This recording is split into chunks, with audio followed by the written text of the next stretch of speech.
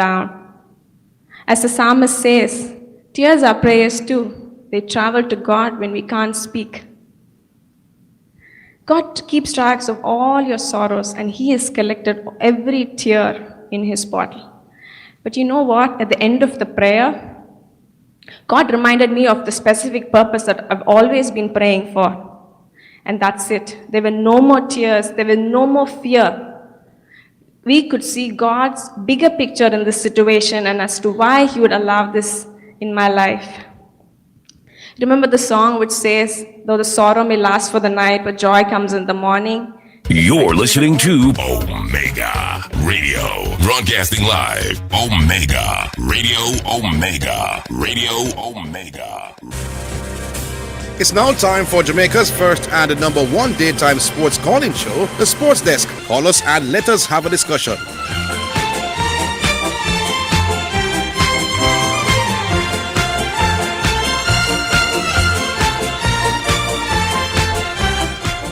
All right, greetings and salutation to all you beloved dwellers of Jamaica and indeed the diaspora everywhere.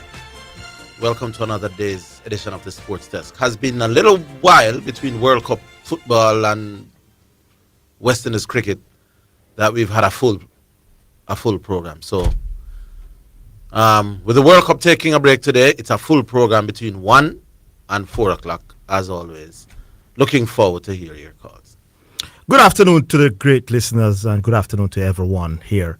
All right. I want to start today. Let me go through my thing that I have here. So, first and foremost, I want to explain the rules of the game because I even hear broadcasters, journalists who usually very intelligent. And I think we spoke to George Davis at once upon a time, and we all agree here that all round he's one of the best, if not the best journalist in Jamaica. But I heard him on a platform and the video has gone viral. Everybody's posting. The persons who don't like Argentina, don't like Messi, they're posting the video. Because it's merely Messi is the problem. So he's saying that the foul was committed far down the field and so many passes was made and eventually Egypt scored, which means the play should not have been reviewed. It doesn't work like that. Because what the referee is telling you all is that if he had seen the foul on Martinez, the defender from Manchester United, then he would have blown for it and it would have been a free kick for Argentina, which means Egypt would have not got the opportunity to counter-attack, to score. So that's what the VAR is there for. The referee did not see the foul and he went to the call him and said, review that foul. And he's saying, yes, if I had seen this, then I would have made the call, which meant no counter-attack for Egypt. The goal cannot be allowed. It doesn't matter. And I'll give you an example. And sometimes you have to go to extreme. If a man punch a man in the face at the corner flag in his opponent's half, referee say play on, did you see it? On review, we say a blatant punch, the man face bust up. What are you saying to him? Because it happened in the corner flag, we must play on and the goal must be given, no red card. No, you have to go back, issue a red card and give the team their foul. You cannot say because it happened in the corner flag, it means that you must continue because it was a counter. No, Mr. Davis. So because you're bright, people are, the video is going all about and they think you're making sense. No. The referee, if he thinks it was a foul and he would have made the call if he had seen it, then he has to bring it back for the foul. So no goal there. On the Salah issue, the man win the ball clearly from Salah. He nicked the ball away from Salah, won it, and Salah's leg actually caught him when he was trying now to go around so that to move forward. So that wasn't a foul. And I haven't been able to see a video with the one in the middle that you're saying the player was pulled down inside the box. To be honest, I haven't seen that one, so I'm not sure about that one. But the others, nothing happened in that game for anybody to think that there's some conspiracy theories going around. But before I finish, two individuals, Mr. Tracy and Mr. Pioneer, for years attacked Zidane. You cannot read the sports like that. How you must not use winning as a part of how you rate athletes. Winning must be a part of it. Winning is what they're playing for. Them are two good friends. If the sports, as I hear Pioneer with the basketball say corrupt, and the referee them a thief, for try to make it go game 7 and try to make this and this happen. Now we hear that a man is saying winning arguments is corruption in our football. Then if the organizers are the ones that will determine who wins the events, how then have you been asking Zidane Matthews to use the winning of events to determine greatness? when it's not really the play. You're admitting that it's not the play of Messi. It's not the play of Maradona. It's not the play of Ronaldo. It's not the play of LeBron James that are winning these events. They are individually brilliant players, you admit. But you're saying oftentimes when their team go on to win, is because the organizers want Messi. I get this morning, organizers want Messi to go further in the competition because they sell the competition. Then why should I rate Messi more because Argentina won when it's the organizers that are telling the referees to ensure that Argentina, who Messi's play for, advance and win the tournament? How you can't have it both ways? It's either you're going to tell Zidane to rate these players based on titles won in team sport, or it is corrupt and FIFA is telling the referee to help Messi. If the FIFA and referees are helping Messi, how do you want me then to use the winning by Messi to rate him higher? We can't have it both ways, gentlemen. Sorry. All right, and with that, we invite our call. 615-2841, 615-2841. Who will Yeah. to make them play they play at that temperature, Mr. Higgins. And I cannot believe that based on that, Yeah, but FIFA, hold on though. But would the organizers have known beforehand how hot it would be? well, you know, with a forecast, I hear. Keep going. Wouldn't those games be set long before the tournament start? hold on, have they changed did they make any adjustments in starting times with any other game in this tournament? Not sure, I would have to check. For lightning and them. So. What about the England-Mexico game? Yeah, but they would have changed that time because of bad weather, lightning and Good. rain. Mr. Higgins, extreme heat and no bad weather. Heat well, that is borderline. Well, on, Mr. Higgins, remember, them kind of heat, if you're a normal person, then put out heat warning in the state and say, listen, be careful because you can drop down yourself. You know, it's 39 degrees in the back. I hear. What else? Anyway, Yeah.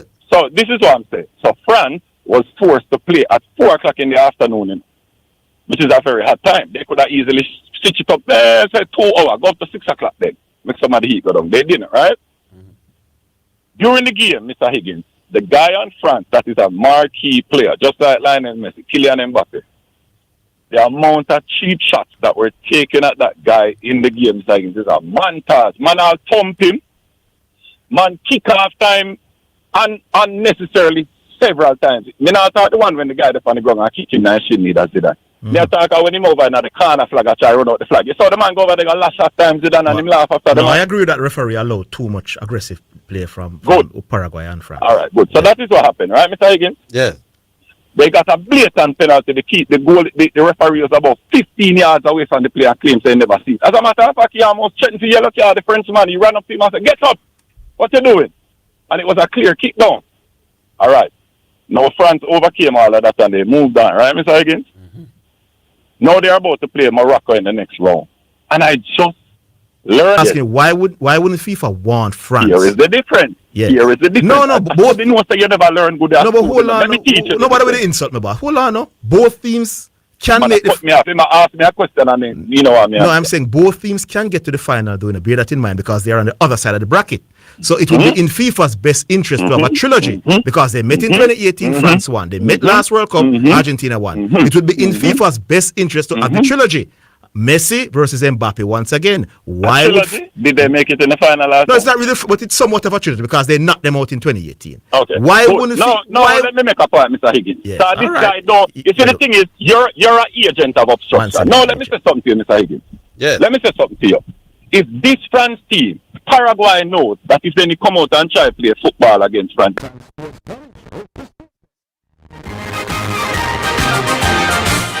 All right, do we still have Gavin for another minute? All right, Zidane, so you need to retract that. That was far.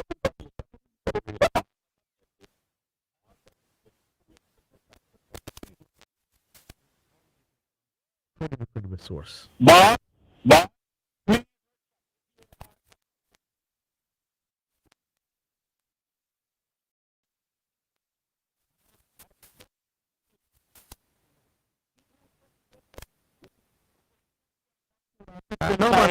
No man is not.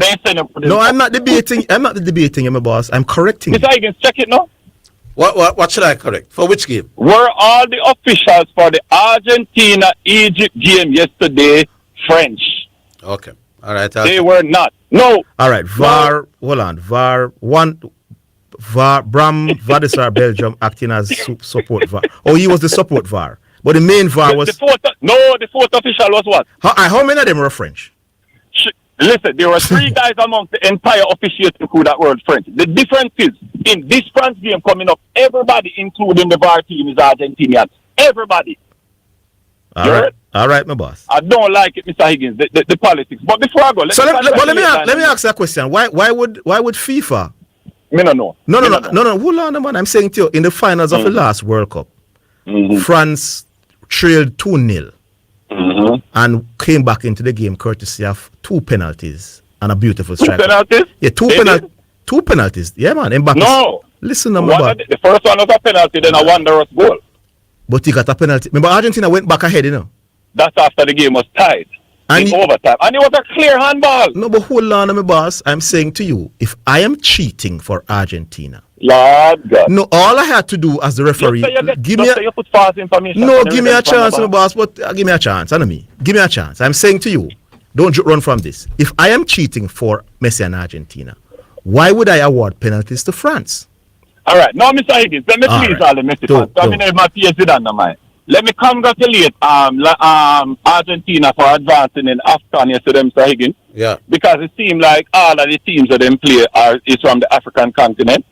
So they've done well in AFCON and hopefully they will join the real World Cup in the quarterfinals. And also, let me congratulate Lionel Messi, Mr. Higgins, because after yesterday, after 31 games and 14 games in the knockout round, he finally has tied Diego Armando Maradona on 4 open play goals in the knockout round. Taking twice as much as matches, but he reached it.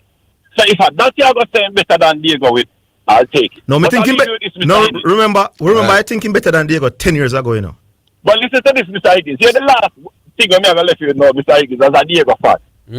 Lionel Messi has scored now 21 goals at the World Cup, right, Mr. Higgins? Hello. Hello?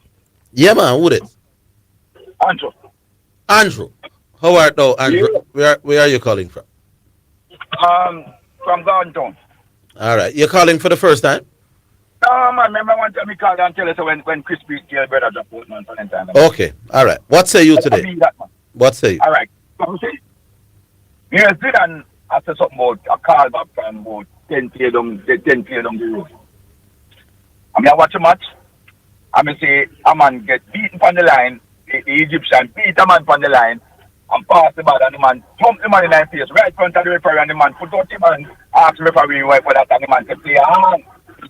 2 seconds after the again, the ball and the man kick down Salah and Salah said what that the man referee to play a hand. But that Messi touch the ball and the man tackle Messi, referee blow foul. So you're saying hold on.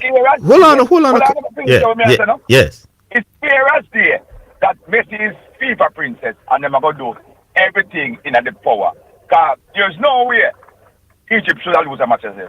All right, let me. No, Messi and Argentina is a. I hear you, Andrew, but let me just respond. Second thing. All right, go on. All right, second thing, what may I say? They might say Messi are the greatest. No. How much World Cup is Messi a play? 6. All right. How much World Cup is Mbappe a play? 3rd. All right. How much World Cup Messi win? 1. How much World Cup Mbappe win? 1. And the two of them have similar goal, don't it? Well, Messi is a little higher, but similar. Yeah. Messi probably 2 more than him. Uh-huh. On a stats now, who have a better World Cup average? Or a better World Cup then? I don't think Messi's goal scoring exploits alone, though, is what separates him as a player. In a World Cup, who have a better World Cup? Me not talk about goal scoring. Who have a better World Cup? Based on the stats, how much World Cup? All right, you could argue, even though I don't agree that Mbappe is as good as Messi at world tournaments or even better. Well, what's the point, though? Because everybody has said, Messi are the man. Yeah, but they're not using. But they're not using. But hold on, Andrew. Hold on, Andrew, man. Hold on, Andrew, my bad. Mbappe better than Messi. Who you have as the greatest of all time? Of all time? Yes. So the man who play 3 World Cup and win 3 World Cup. Pele. Go. But Mbappe's goal scoring record at World Cups is more impressive than Pele's. But the man was win 3 World Cup. Oh, they're winning. He would have a more impressive World Cup. Him play 1.5 game in one of those World Cups, and you credit him to winning that World Cup. But right now, to me, Mbappe are the man. Incorrectly? Yeah, you could argue that. Nothing wrong with that. Mbappe is a special footballer in the boss. But I can hear it in your voice, and it is affecting. No, it's. I hear it in your voice that you don't really like Messi, and it's affecting your ability to reason. Mbappe is a black man. Yeah, man. Really and truly, if Mbappe is white, that's Me know you don't go down them road. From here, you start. Yeah. Yeah, no. but no, what are the truth? But why would they give Pele? Why would Pele be so rated as a non-white man if they have something against giving black people? Is it then? It never so blatant, but they must show you no. Say I hate this. if you don't accept it, that is your business. What they are saying? I hate what? That they're fighting against black people. FIFA. Yeah, FIFA doesn't do certain things to protect FIFA. FIFA doesn't do certain things to protect player. It doesn't do certain things. All right, what's this song? You think that no football is harder than first time football? When it's harder, what do you mean? In terms of playing, like a forward, you think that a forward a bit harder than a forward back then? The attacking players are far more protected now than they were back in the day. All right. Yeah. That's simple, I say. Yeah, man. Carl. In that context, hold on, man. In that context, you're right. You know, the game was more physical 20, 30 years ago. But I can tell you that the game is less open now. Small teams are far more organized and make it more difficult for you to break them down. Yeah. So in that context, I would say attacking players have a little bit more difficulty of breaking because you never used to have a lot of games where you have 2 banks of 4 just sitting on top of the 18 box and not going anywhere. So right. So you give and take. If you know what different than him, No man, I'm not getting to the individual who better than who, but I'm just saying team-wise, teams are generally small teams, because big teams versus big teams, they cancel out each other because all of them have stars. But the small teams nowadays, they make it far more difficult for you to break them down than 30 years ago. All right. Yeah. And third and last. All right. 98, Japan, Croatia, and Jamaica got World Cup down. All right. Japan still reach a World Cup 2026. Croatia, they are World Cup 2026. When you look on it, you say Jamaica do nothing.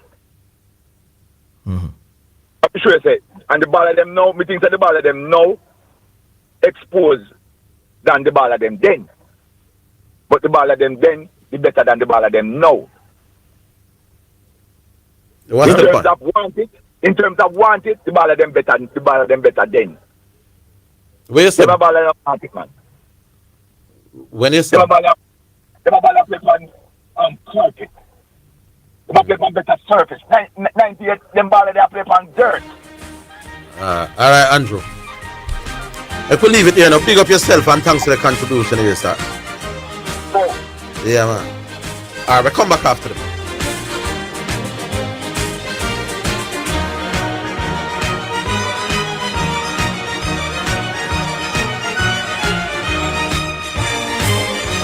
Jamaica, this summer football season, we're taking it outside. The biggest watch party is going down at Caymanas Park. Watch the FIFA World Cup 2026 on Rush Sports, the official broadcaster at Caymanas Park on the biggest outdoor screen in the Caribbean. Link up your crew, pull up and watch your favorite teams compete from June 12th to July 19th. Just the tailgate party at Caymanas Park. Be there. Big vibes, best odds, only with Just Bet. Visit at JustBetJA on Instagram for more details. Must be 18 years or older. Please, game responsibly. Just Bet. Take your game to the next level at Mount Pleasant Academy's High Performance Camp, July 6th to 11th at Mount Pleasant. Open to players of all stages, ages 6 to 19. Featuring 2 training sessions, day tactical classroom sessions, personal development workshops, ball mastery, position mastery, and world-class methodology. Train at our first-class facility with meals and playing kit included. Cost is $45,000 for daytime campers or $65,000 for residential to include accommodation accommodation and laundry service. Register now at www.montpleasantacademyja.org. Visit our social media pages or call 876-841-2913. It is your right to know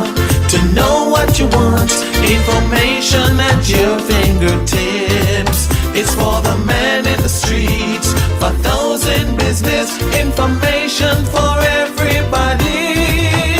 No hazard, so you can use it to develop your community. Your right to know information at your fingertips. A message from the Access to Information Unit. You're listening to Omega Radio, broadcasting live. Omega Radio, Omega Radio, Omega. You're listening to Jamaica's first and number one daytime sports calling show, The Sports Desk. It's now time for Sports in a Minute, sponsored by HChem, Western Sports, Megamart, Spectrum Insurance Brokers, and D'Angelo Auto Spears and Accessories Limited. Bruno Guimaraes has asked to leave Newcastle, with Arsenal accelerating their interest in the midfielder.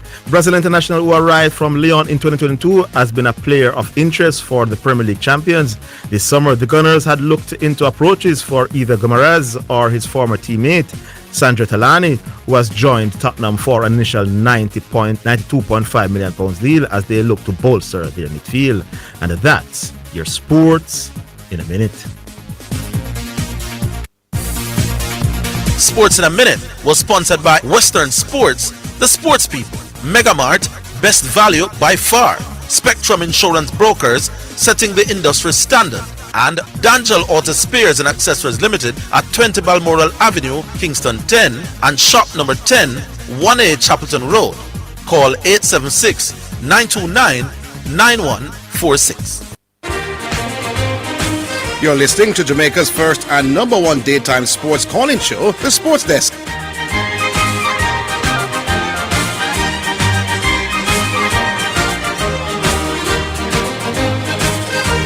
All right, I just want to remind our wide audience that we are on YouTube at Omega Sports. So that's the YouTube handle, and you can subscribe and share, so that you know that part. So you can look for us on YouTube. Oh, it's Sports Desk on Sports Desk Omega Sports. Oh, so it's two things. Sports Desk Omega Sports. Type in that and you can see us on YouTube. And when you find us, you can subscribe and share. How is Tina? Back online. Hello. Hello. Hello. Yes. Hello. Good afternoon. So to this? Yes, man. How are you doing? Good afternoon. Good afternoon, Sauti. Yeah. Not too bad, man.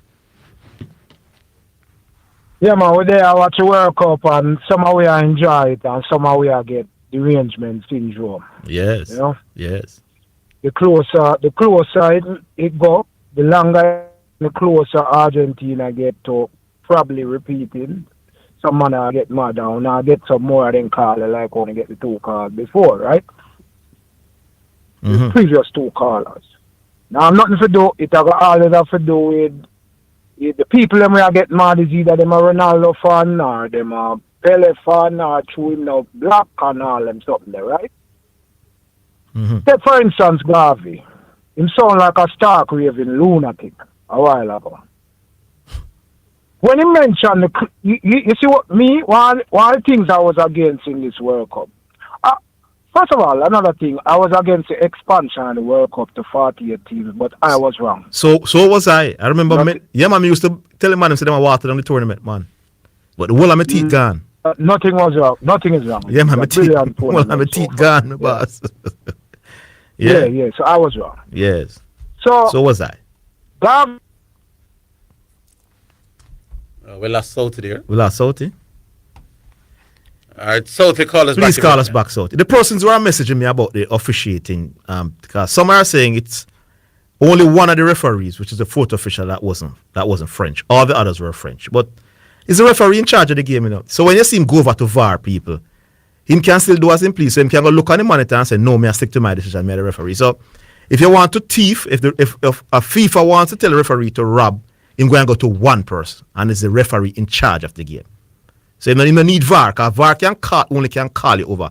VAR can dictate to you what to do, even though oftentimes they work with the VAR official. But at the end of the day, it's a referee in the middle decision that is final. And he was French yesterday. All right, 615-2841. We go back online. Hello. Hello?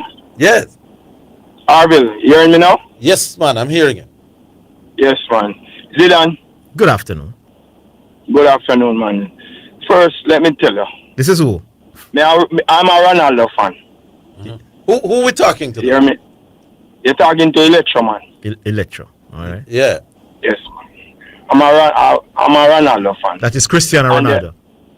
Yes, man, Cristiano Ronaldo fan. Yeah. And I come out right now and tell us right now. I don't know, there was always a debate between him and Messi. Mm-hmm. But with Messi performance, I have to give Messi edge right now. Because both of them in a tournament and Messi show him class, Ronaldo no show nothing. Me disappointed because, I say, based on Ronaldo performance, they should use Ronaldo like how they use Lukaku. But why would you use Ronaldo and play at 41 to determine that Messi has edged him, in your own words? That wouldn't be right. No, you wouldn't right. I think Ronaldo should come on, like, if you want to bring him make him come on like say 40, like 60 something minutes or so, make him like a 30 minutes or just like 75 minutes. Yes. So but nevertheless, if Argentina had won that match, that tournament should say, everybody would say Messi win 2 World Cup already, right? With him playing 75 minutes, I mean, I praise Messi to win the World Cup. No, Carla. No, you still have to give him same participate that tournament. No, we're not. But but when you talk about greatness, you can't rate him up for what him win World Cup when he plays 75 minutes. He never played 90 minutes. He would have play a part night.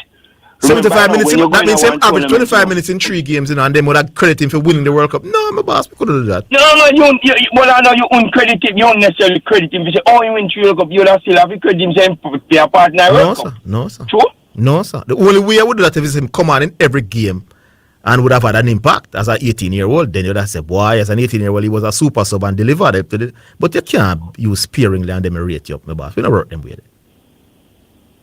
You still have to say. Then wait a minute. What about when you talk about Pele? You say him playing now. What you saying just playing one? Yeah, man. He got injured in the second. He got injured in the second game, and then couldn't play any other game. So why would you say it's Pele win the World Cup? I'm gonna use that to say him better than some other players. That's not right. No, I'm not saying that Pele better than No, I'm saying no, man. Messi, you don't use it. Don't use the fact that he was a part of the 62 World Cup winning team, which he didn't contribute significantly to them winning, to say I'm using that to say he's better than Maradona or Ronaldo or Messi. It would be unfair in a debate. It's not right. Everybody will stick to their opinion, no matter where you or me or anybody else say. Yeah, no. Most of these things are opinionated, no matter how we want. No matter where you narrate down. Nothing wrong with opinion. Even if you have a lot of numbers to show, next man will come with something to back up his argument. But big man. Am I hear me, Kel? I'm saying nothing is wrong with opinions, but your opinions must be formed on some rational premises, man. Yeah, it must be formed on a solid base. I agree with you. To say that Pele won the 62 World Cup is not a solid base. Play one game. No. Got injured in the second game and didn't take no further part in the tournament. It's not rational to praise him for Brazil going on. Rational to praise him. No, not for helping Brazil to win that World Cup, no. But you can have your opinions, because there's several other good arguments that you can draw for regarding Pele. But that 62 World Cup wouldn't be one of them. All right, I might too send that, Orville. All right, yeah, man. Thank you, man. Yes, sir. Listen now, Orville. Me want you are the cricket guru, so me plan to call back and take you and just talk about the greatness where you talk about and about some players. And me plan to call and talk and hold you to some things where you talk about. Yeah. Anytime. Yes, man. What the name again? Man, okay. Letro, man. Letro. Anytime. Looking forward. Yes, man. All right. Sorry about that. 615-2841. 876-615-2841. 2841. We go back on line. Hello. All right, let me finish doing my two. All right, Southeast back. Hello? Yeah, man. Go ahead. Sir. Yeah, so me didn't hear Garvey say something about something. I don't know what I'm talking about. But hear me say Garvey the range now. It sound like a lunatic. He must talking about the stadium where them play yesterday and them close the roof, right? Yes. One of the things that I was against at the World Cup, and media said them going to do it to make the TV make money, was the water break. Right? The hydration break, them call it. Yes. I was saying that them should have do it like how them do it in Qatar, where the games that were played in excessive heat, that those are the games that they had the water break, but it wasn't mandatory. Right? Mm-hmm. In one of the earlier games in the World Cup, I think it was the Austria first game, they was playing in 78 degrees. I mean, I said, why them have to play, why them have... We lost him again. Well, I don't know. So it was something wrong with the phone. Sort it out. All right, we'll take the break. We'll go back.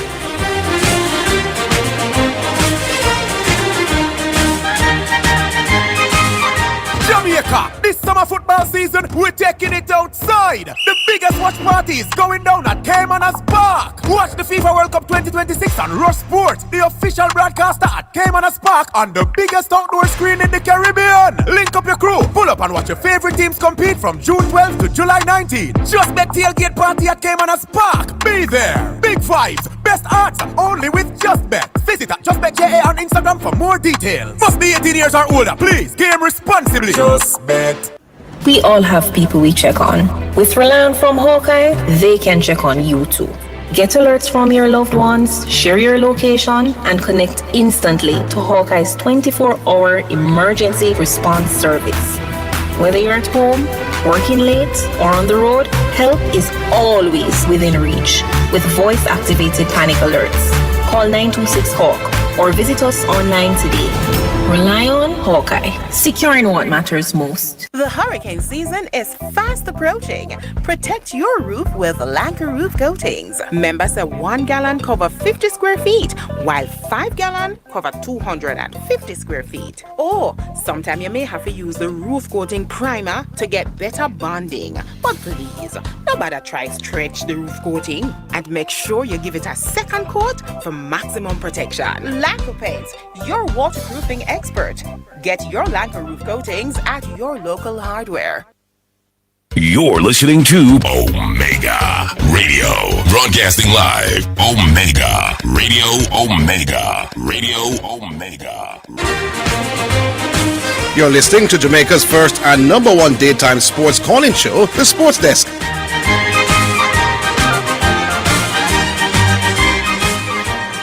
(615-2841). Those are your numbers. We go back. Hello. Hello, gentlemen. Yeah, man. What's up? This sound like Emirates. Emirates, I made a hot, man. What happened to you? The heat? Listen to the program from morning, man. I'm here from, man, 4 o'clock. The callers, them, brethren. Oh, maybe you're talking about 2 callers, man. It's not all of them. What about Well, I guess I told me here. But yes. It's not pain me heart, man. I mean, Orville, Zidane. Okay, I would assume that FIFA would have set all these games from before. Arrange, talk about traveling accommodation. Yes. For the referees and all them. So yeah, man. Security and everything. Mm-hmm. How can you see I set a referee in a game and say a FIFA pre-arrange it? Tell me now, what is the possibility as you pre-arrange a game and you don't know who's going to play? And these people are people supposed, I mean, them are people call the program every day. I'm supposed to have sense. Yeah, for some of these knockout games, maybe these would have been pre-arranged. So it's not that me I use, if may I say. Yeah, I mean, we can understand if you have a concern, but I mean, it must make sense, man. I mean, how can these? We can understand the Trump thing. That's a different thing. No, I wouldn't use the pre-arranged referees. There are other things you can look at. And we have to understand too, while we have no factor proofs, the referee vie for particular countries. Referee have them choices, and they may make mistakes. But you can't use that now and say, boy, You know my question though, try? Mm-hmm. So it's a messy thing for them, because we didn't hear this before Messi Yeah, was exactly. around. That's the point. Hold on, man. So we didn't hear this before Messi was around. Mm-hmm. We did not. He came about in the World Cup in 2006, but he was a Yes. fringe player, so we didn't hear about the conspiracy. In 2010, when Germany kicked out him teeth, we didn't hear about the conspiracy. In 2014, when he lost in the final, no conspiracy. Yes. In 2018, when he got knocked out in the round of 16, no conspiracy. He won in 2022, and there's conspiracy. FIFA is conspiracy. It appears that he might be in the mix again this time, and more conspiracy. They're not credible, my boss. Why is now when him old and not done, FIFA want help him to win? FIFA should if FIFA want build FIFA and build Messi, isn't in prime when him destroy the world in a club football? FIFA gonna say, all right, we're going to bring you to the World Cup now and give you the victory. That wouldn't make more sense. And you asked an important question, why would FIFA want to kick out France? To me, Argentina, France would be the biggest gift. Exactly.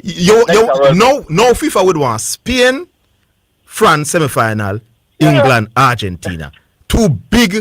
Four big former World Cup winners, all in the semi-final. That's FIFA would have want. They wouldn't want France. That's still the France. I'm thinking the final look kind of a growth match. Yeah, that would be the biggest match ever. You understand? Yeah, I don't work with the conspiracies, but the standard of the refereeing has not. No, we agree no Orville. We agree for the standard. In other words, what seems to apply in some games don't seem to apply in others. Because that game against with Paraguay and France. Yeah, that is the no matter what you tell me, I'm not saying that is FIFA related. I'm sure really know better. That referee was crazy, my boss. Yeah. And you see fouls that they don't call, and players that get punished, and some that don't.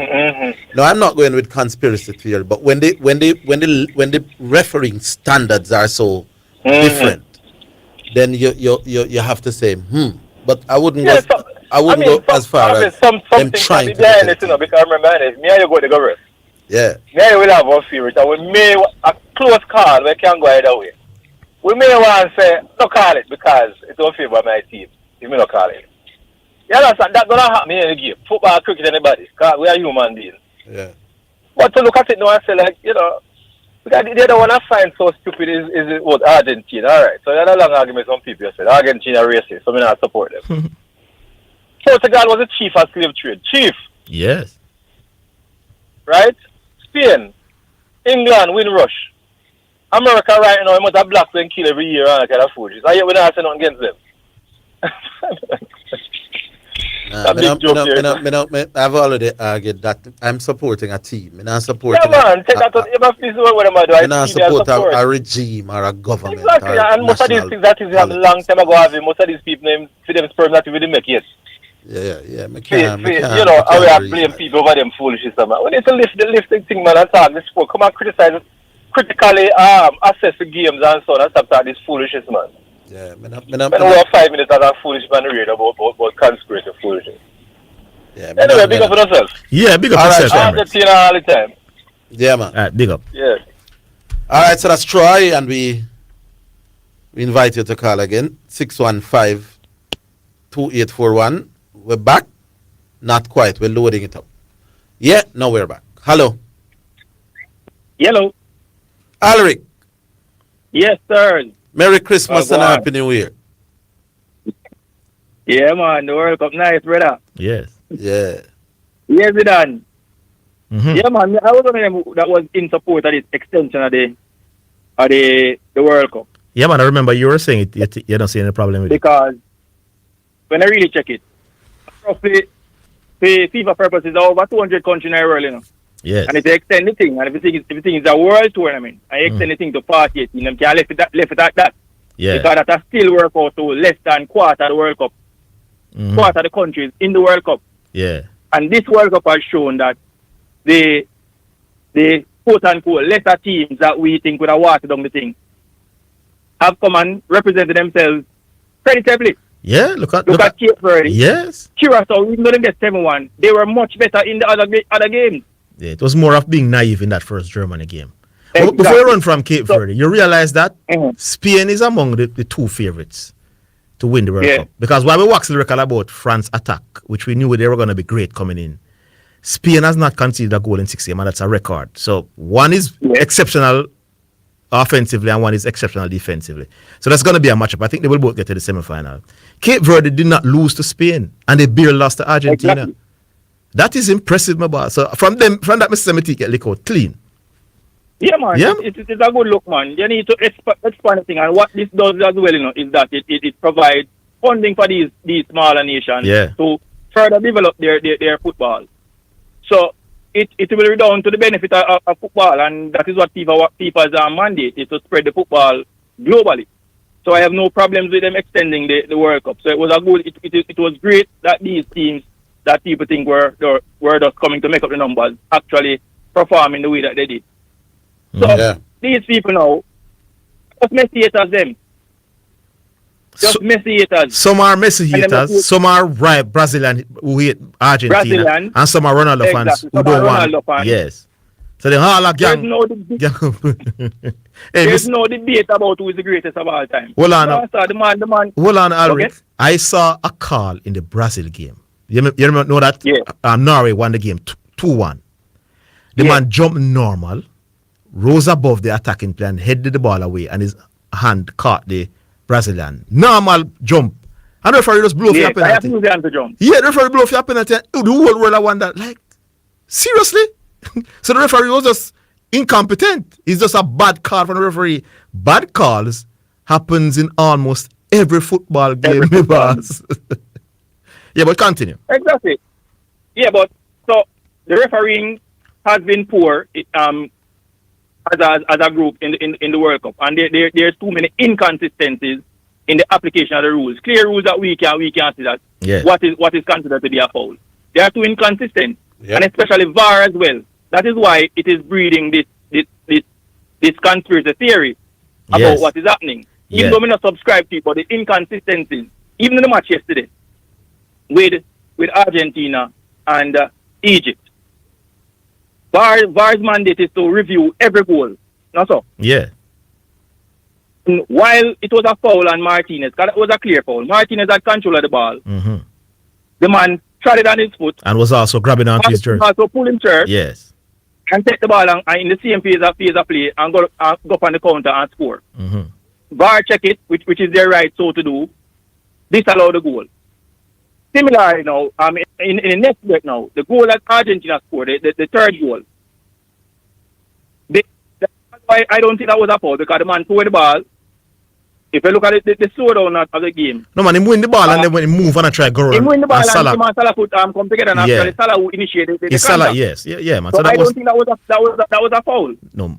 But to be fair, VAR should have reviewed that and at least call it. All right, let me explain how the review thing works now. Once there's an incident inside the 18-yard box, VAR checks it. So the referee on the field makes his call.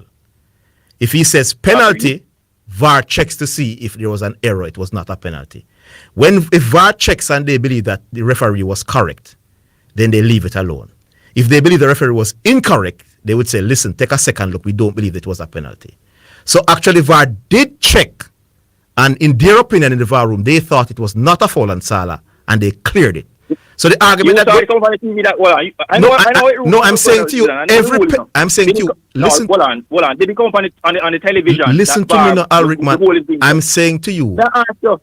Yeah, all of them is checked. All of them. Zidane, me not done to the football, and I understand exactly. So why you saying it wasn't? Why you saying it wasn't checked? No, I'm just asking because that's based on what I'm hearing. Because I was distracted at that point in time. No man, I was on a call. They're all checked. So I'm asking, did it come up on the TV that VAR is checking the thing? No man, they check all of them. I didn't see it come up on the TV, but they check all of them. That's all me ask you. Yeah. So I know them supposed to check everything. So, but I know that you know what caused the there was issue. No robbery yesterday. Let me tell you what caused. You see, because Argentina went down and scored, and everybody was now talking about the goal and the celebration. The commentators were into the late goal and the win. They probably didn't go back to say, all right, VAR check and cleared it. But they check all of these situations, man, everything. So that is what I know them supposed to check everything. Yeah. But the question though, there was no robbery yesterday. There was no robbery. I'm not saying robbery though. I'm not saying robbery. I'm usually the very last person to go them road. But you see, we are now opening up a can of worms. Every time a goal is scored, we go back. Do we go back 20 seconds for every goal? me not no conspiracy theorist, but Messi in the first game against Algeria did stamp on a man, the back of a man's shin. That wasn't called. But we say, my bad. That Messi should have been red carded for that. That's my view. That's the point. Dangerous. And therefore, if we see Messi committing acts like that and not getting cards and other calls, we now gonna remember the one them with the little regular people, you know. Exactly. We are gonna remember Messi. He is arguably still the most popular name in football. Exactly. So the focus of the crowd is going to be with him. Now, and the big name players. Yeah. So when him stamp on a man's shin and doesn't get carded, and some other things happen, and then we say cards, you cannot blame people for saying, No, I mean, I blame for them things because Messi should have been carded. Him should have get a year card but Eric, here how would I go? If when other players do it, they got, because there was that incident, Belgium versus, I don't remember, one of Belgium. Broadcasting live, Omega, Radio Omega, Radio Omega. You're listening to Jamaica's first and number one daytime sports calling show, The Sports Desk. All right, time now for the music. We'll get to that, and remember the numbers to call right after the song is 615-2841. This one is from Omari, and it's called God Nah Sleep. It's Omari again. Yo knows, God know enough. From the daily word them now feed, but them need to take it down. Them need to know say God nah sleep, and everything in the dark one day. Much you need to know say God nah sleep. Just know say him a watch when you what do you even need. They better know say God nah sleep, and everything in the dark one day. Much you need to know say God nah sleep. Just know say him a watch when you what do you dirty deed. Hey, listen. Every day you just a rob and a kill. Say you not take no chat because you done right you will.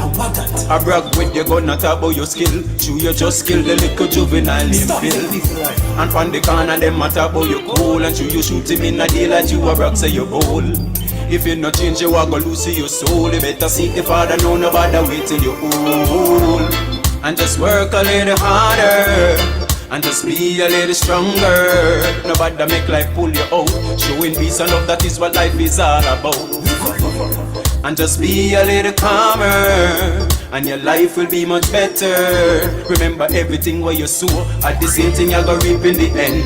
Them even know say God nah sleep, and everything in the dark one day. But them even know say God nah sleep. Just know say him a watch when you what do you even need. They better know say God nah sleep, and everything in the dark one day. But them even know say God nah sleep. Just know say him a watch when you what do you need.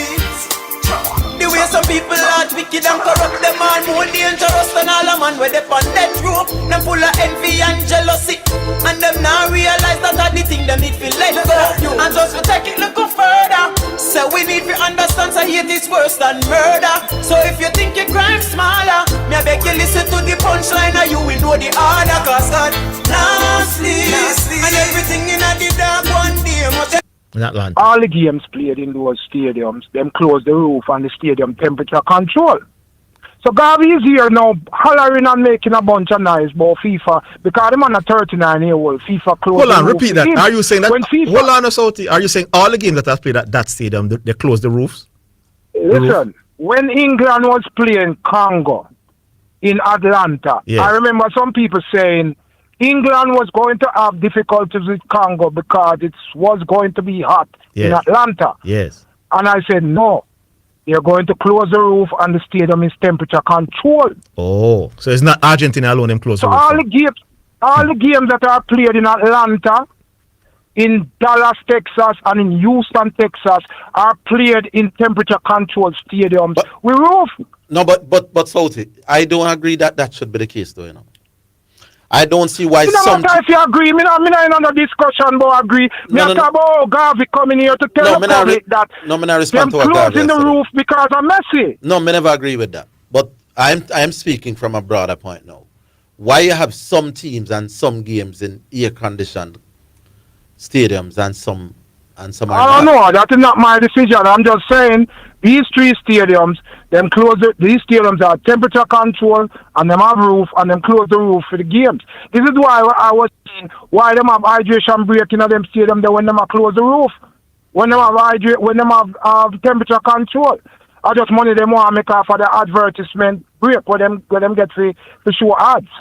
That's what I was saying. So Garvey now look like him just discovered so they close the roof in Atlanta, and because I'm seeing him syndrome, him thinks so them do it for Messi. Did they do it in Canada and Mexico? Cool. No, the Canadian stadium, I think them have the one at Toronto, but for that one, I am not sure if them close the roof for games there. My argument is not, don't get me wrong, I'm not responding to what Garvey is saying. I'm thinking that if you have... No, I respond to him because him allowed and I make up all night and I come with him conspiracy, them and him not have the information. Yeah, babe. Me just said me not think some games should be in air conditions and some teams in AC conditions, while other teams have to bear the brunt of the heat and all of that. Well, probably not. But at the point when the game I play, the two teams them who play that particular game I play under the same conditions. Yeah, but what heat I got to do to you? Anyway, to play with a roof closed or roof open. Yeah, but me not talk about us that game doing a South. A team that plays in 138 Celsius heat is gonna take longer to recover for them next game. Yeah, that can have something to do with it. So it's probably unfair if one team play them previous game here and the next team play them previous game, and then both of them are meet when one of them did play out in the open. Yeah. But me just say this World Cup now, it needs people like Garvey who come up with these things, and everybody find some. Look on the referee situation. There is no other game previously that anybody knew who was going to ref the game like that before in a game play. But now you have a game I got play with France, and all of a sudden everybody knows the makeup of the refereeing crew. So in case France get knocked out, you have a USA the next conspiracy to make them send the Argentine refereeing crew to get rid of France. But why didn't the referee yesterday will come from France ref the Argentina game? Why him never just make the Egyptian goal stand then? He no want to get rid of Argentina. Yeah, he could have said no foul and nobody could do anything about it. He could have said no foul. Yes. So Garvey tried some like a full argument to tell us the entire team was French. But the ref the man will make the decision when him go look on the screen. Yeah. And him a French. He can't come back and say no foul. Stance. No what we stance. do about it? We can't do nothing about nothing it. at all we could do. Yeah. So this is just another conspiracy. This one thing we discover about the World Cup. We watch football every week, every day, all about, right? I'll give you an example. I look a lady in the house there. Last night, I watched some replay of the Argentina game. And she stand up, she did a look. She just the other day, she watched Brazil with her friends, Yeah. She in the house, she look. She said to me, me I watch Lionel Messi and Egypt. She said to me, is Argentina in play for? So me turn and look for her and I say, what? Is Argentina in play for? Yes. That's what I mean. What kind of question is that? I thought it was Brazil. This is what these are the kind of people the World Cup bring out. They're not watching football now. Yes. And then when you are watching football now, you have to listen to these people just attack, and this attack just play rubbish. It's annoying. Yes. Like even Garvey don't watch football like that, That is why I'm not notice the roof, them not the roof, which part roof them close. Cause I'm not interested in the ball like that. It's just that the World Cup come and everybody have to have something to say.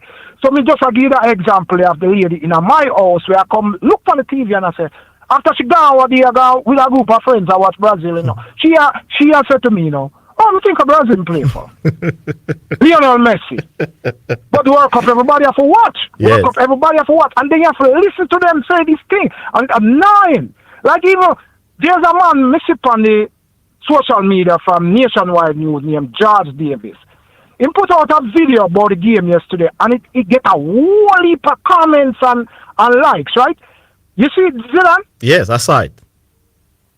I commented. And even Nationwide on commented earlier. Even Nationwide on them website, them post it and that George said this. And the first thing that man said was Egypt got robbed. And him say when the foul was committed, it went through several phases. Yes. And right there and then, I don't want to listen no more. He was completely wrong. He didn't go through No, because there was no other fears. It was just an Egyptian attacking fears. Them win the ball, them win possession, they make about 3 passes, then put the ball in it. And he admitted that it was a foul. He said, yeah, he saw that the Egyptian stood on his feet and he held his jersey. But when him say it went through several phases. No. Right there, me say here is another man now who don't know nothing about. No, but actually no. But he have a million and one talent on him thing and likes on him video. Hold on, actually, Southie, him know football. But me believe. Why is he saying it got through several phases? It's so no. Him know the aspect them, not about pressure. But me I say him generally him follow football and all of that. But what happened to him? How people follow football and know? Yeah, but what happened to him now? That's a technical rule, about going back. It didn't matter to the referee as long as the play led to directly after that. You went through and like to a goal without like possession changing. Yeah, you have to make the call. But I think he's not a fan of Messi either, because in 2020 he was on Sportsbank and he said Messi done. We're not going to see no more mesmerizing Messi. And when he said that, Messi went on to win the Copa being the best player and the World Cup being the best player. So I don't think Jar is really a big fan of Messi. A lot of people make them emotions I get better. The thing them with them express. Even people who you think analyze the thing and I say the right thing. Yeah. And it's like it's kind of annoying. Like listen to them, it's annoying because him personally would expect better from him. Yeah. But when him say, and then the amount of comments him get on the thing and the way him video circulate, when him say it went through several phases, me I say, hold on. Because you ever watch football yet and see a referee try to play advantage, and then when him try to play advantage, the team will give the advantage. Something happen like them lose the ball or something, and him call back the player to the original spot. Yes. The original foul. Yes. Why? Then it'll basically like the same thing that after him try to play advantage, but the advantage not really work. So him bring it back and give them the spot kick where them supposed to get. So basically, now yesterday when me look what the rule says that if the foul get committed, and if the foul is committed and the team that fouls end up scoring a goal from the foul in the same phase of play, then the goal have a chalk off. It no matter how far it doesn't matter. There's precedent in it. I saw it happen in the Copa America in 2019 where there was a foul and Argentina won the ball and made about 10 passes and go score and the referee said no, we are chalk off that foul. Yeah. So people think too much emotion in it, and it's more. It always boils down to the people who don't want Messi win the thing, like Garvey. Yeah. I don't think Argentina go win enough. I don't think Argentina good enough to win. No, them can't take it easy and watch it here. And there's no other team in the competition that gets scrutinized like that. Yeah, man, it's true. Big up yourself, Southie. We're leaving it there. We talk again. We take a break. We're coming back.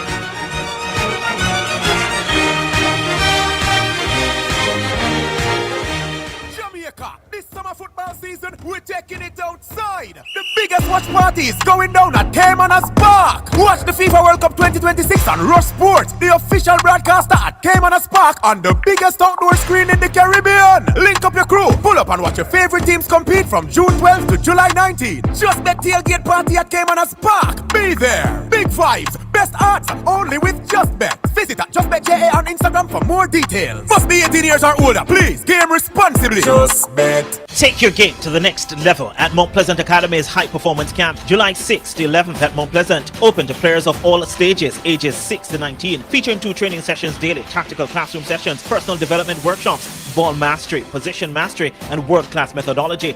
Train at our first-class facility with meals and playing kit included. Cost is $45,000 for daytime campers or $65,000 for residential, to include accommodation and laundry service. Register now at www.mountpleasantacademyja.org. Visit our social media pages or call 876-841-2913. It's game time! Score big with Home & Things. Bring home the championship deals on tiles, bathroom fixtures and vanities, faucets, windows, doors, and so much more, priced for you to win. Big goals, bigger savings. Only at Home & Things, where everybody is a winner. Visit us at 1215 Providence Way, Ironshore, Montego Bay, 17 Old Hope Road, or 68.5 Constant Spring Road, and get your home ready for victory!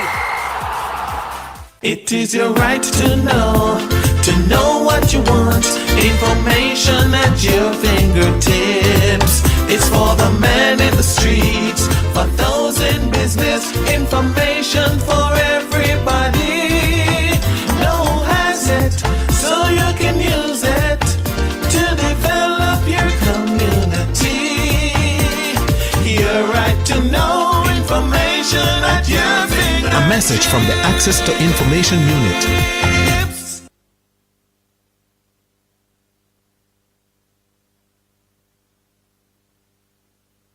Listening to Omega Radio. Broadcasting live. Omega Radio. Omega Radio. Omega. You're listening to Jamaica's first and number one daytime sports calling show, The Sports Desk. All right, so we are live and back and ready to go. 615-2841. We go back. Dan? Yes, hello. Physio here. Physio. Good afternoon, Physio. Yeah, man. All right, so there are a few calls that happened yesterday. Well, question. I think the referee allowed Argentina to be a little bit more aggressive than when he allowed Egypt. I feel 50-50. I'm calling the Argentina favor. Slap in the face, no yellow card, no foul, nothing. Now, the foul in question for the third goal for Argentina, Zidane and Orville, is not about Salah. That one was clear. That one was clearly not a foul, right? That was clearly not a foul. Clearly. Yes. I know Salah Mbala. Yes. Clearly not a foul. Man put the ball for Salah first. Mm-hmm. And then when Salah realized him poking him, cut him steps in order to try to turn, him hook him foot. Yes. And he fall over. Anyways, that guy. Correct. Yeah, you're dead right. Good analysis. The foul anywhere on the field is McAllister and Fatty. Yes. McAllister held Fatty. McAllister pulled his jersey, pulled him down, preventing him from getting or challenge for the ball. Mm-hmm. Anywhere on the field is a foul. Now, question. What VAR should have done. Yes. Well, let me just finish the point. What VAR should have done, VAR did not review that. Because VAR can't review that topic. And if VAR had reviewed it, you'd have said VAR check and ask the referee to go over to make a decision. Remember, because remember says a late goal. Yeah, remember says a late goal.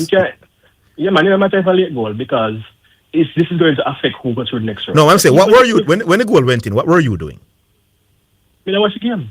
You know about that jumper? Maybe them say VAR check when the real. No, even if you're an Argentina fan, because of the excitement, you're sure maybe it come up on even if it is the excitement, the referee's responsibility. What check? All right, what if we check? No. Hold on, what if we check? And VAR said they checked. All right, so hold on. So even if, according to you, the excitement and everything, VAR had the opportunity after they don't celebrate everything before they go kick off kick off the ball again to check to ensure that each phase of or the phase of play to the goal, there wasn't any a referee. They were supposed to. A former FIFA referee. Yeah, go ahead. Hold on, finish. Mm-hmm. Now, when Egypt coach made the sign about racism, that wasn't even checked because automatically, once the coach put up the sign for racism that he's being exposed to racist slur or whatever, the referee is supposed to come over and ensure same sort of that too. That wasn't checked. He come over and give man red card and give an next man yellow card. So those are things where if you look at it as an Egypt standpoint, it would have been aggrieved. But listen, it's a clear foul and arguably a penalty for Egypt because McAllister pulled down Fatty inside the box. Well, let me get a point in, Physio. You said this thing as to whether VAR check or VAR don't check is for me another inconsistency. Because there are instances when the play is stopped and we know that VAR is checking. Check, and you go. No, yes, but you see... And there are other incidents now that we are wondering, is VAR checking or are they not? What talk about is when there is no obvious issues leading up to a goal. Right. Every goal is checked. Every goal is checked. Every single goal is checked. If there is an incident where people are protesting, you say VAR check. The same thing for Argentina. When obviously everybody realized Lisandro Martinez was fouled. It's obvious. Yeah, man. VAR check and I understand. The referee an opportunity to go and to check. Let's the same thing should have No, not the referee, man. No, man, not the referee. The VAR. Yeah, the VAR. Yeah, man. I understand the point, and I fully agree with you. Just for transparency. With McAllister, let me tell you now. Yeah. Even So even if they checked and they didn't call it a foul, You wanted to see VAR check. Me want an adjusted VAR check because this is a significant thing where the referee probably allowed it. No, man, I agree with you 100%. You're dead right. Let me just on this one. Yes. This one. So even if the VAR thought that wasn't a foul, Mhm. give the referee the opportunity to go and check because he Yes. said play on. He didn't think it was a foul. Yes. No, Wonderful. because it was not just you fouling the man. It is also a possible penalty. He should have given the referee on the field the opportunity to go and check. No, man, now, don't add that see. part, man. That you bramble out yourself when you add that. You cannot bramble. No, listen up. It is a foul. Listen up. You know, long you say one. I can't get a word in. You said me a bramble, so I just want to explain the point. No, but Point. you have made the point, and you keep on saying that. Give me let me finish. No, but I'm saying I never finished. But I'm saying Yes. if you give the referee an opportunity, this is not just a rule out Argentina goal, you know. This is now a possible penalty check.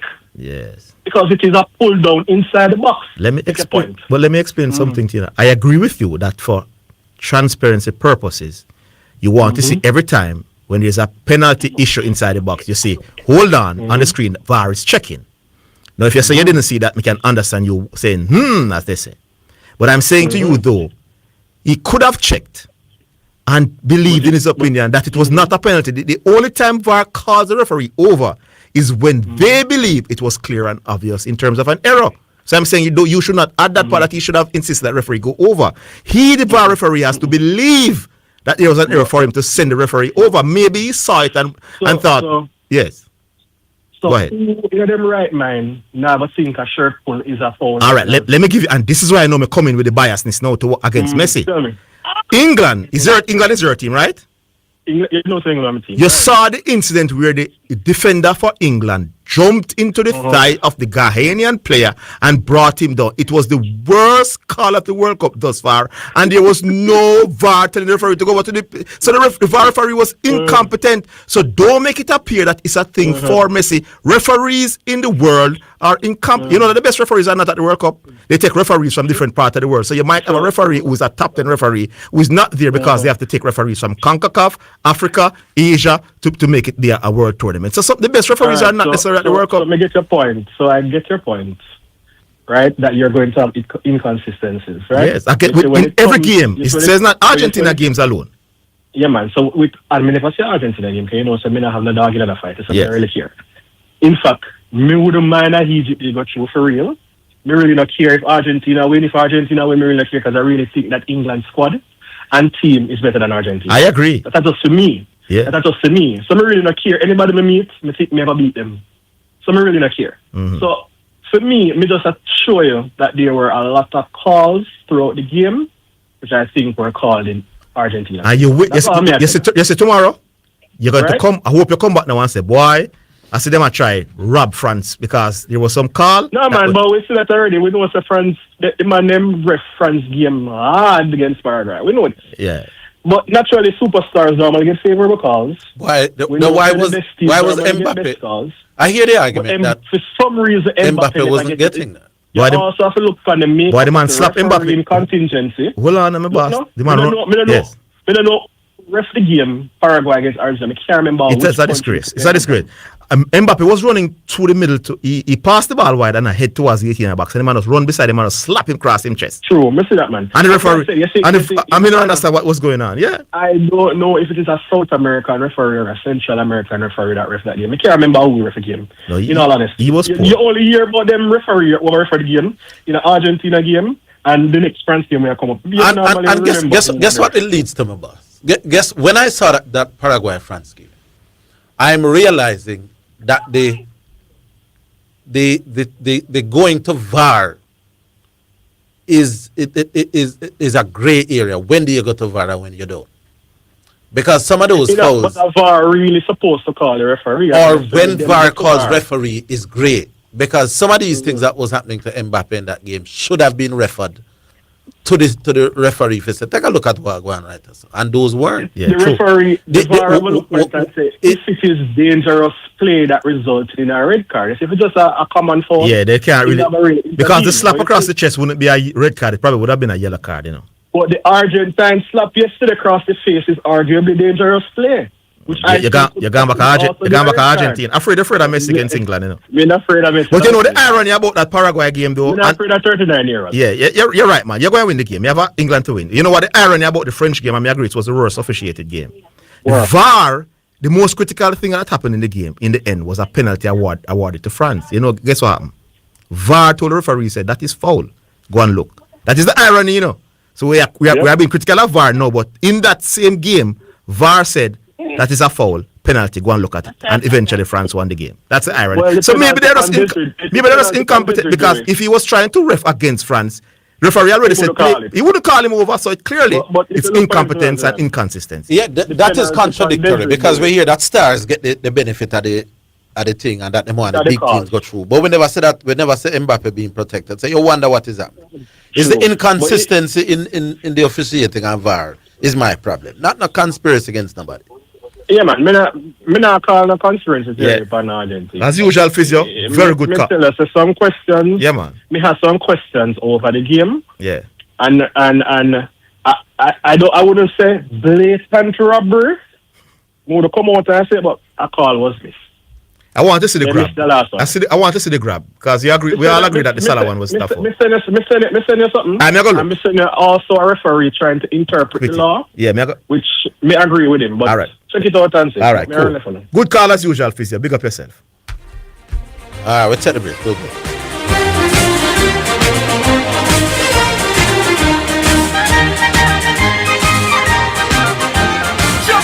This summer football season, we're taking it outside. The biggest watch party is going down at Caymanas Park. Watch the FIFA World Cup 2026 on Rush Sports, the official broadcaster at Caymanas Park on the biggest outdoor screen in the Caribbean. Link up your crew, pull up and watch your favorite teams compete from June 12th to July 19th. Just that tailgate party at Caymanas Park. Be there. Big vibes, best odds, only with Just Bet. Visit at JustBetJA on Instagram for more details. Must be 18 years or older. Please, game responsibly. Just Bet.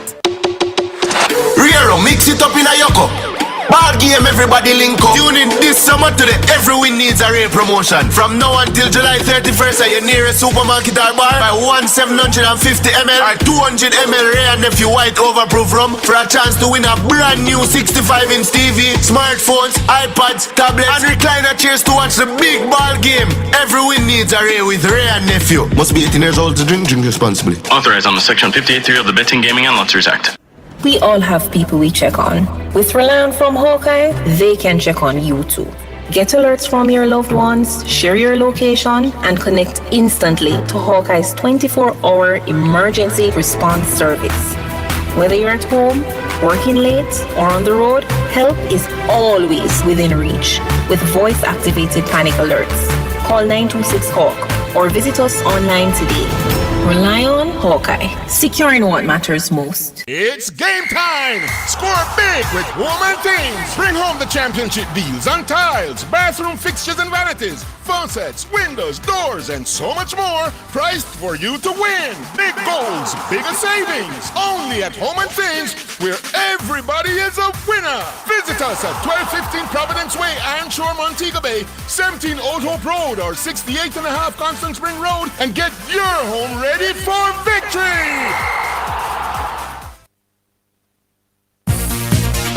It's now time for Sports in a Minute, sponsored by Edgechem, Western Sports, Megamart, Spectrum Insurance Brokers, and D'Angelo Auto Spares and Accessories Limited. Manchester United have agreed a £50 million deal with Chelsea for their Brazilian midfielder, Andre Santos. The deal has progressed quickly in the past few hours after United made their interest known over the weekend. United will pay an initial £48 million for Santos, with an additional $2 million in add-ons and 10% in a sell-on clause. Santos has been cleared for a medical with the following country, with fellow countryman Ederson also scheduled to have one before completing a £35 million move to the Italian side, Atalanta, following Brazil's elimination from the World Cup. And that's your Sports in a Minute. Sports in a Minute was sponsored by Western Sports, the sports people, Megamart, best value by far, Spectrum Insurance Brokers, setting the industry standard, and D'Angelo Auto Spares and Accessories Limited at 20 Balmoral Avenue, Kingston 10, and shop number 10, 1A Chapelton Road.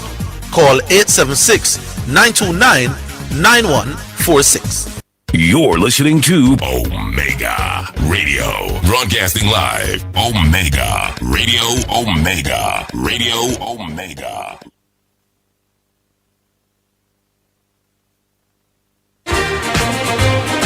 You're listening to Jamaica's first and number one daytime sports calling show, The Sports Desk.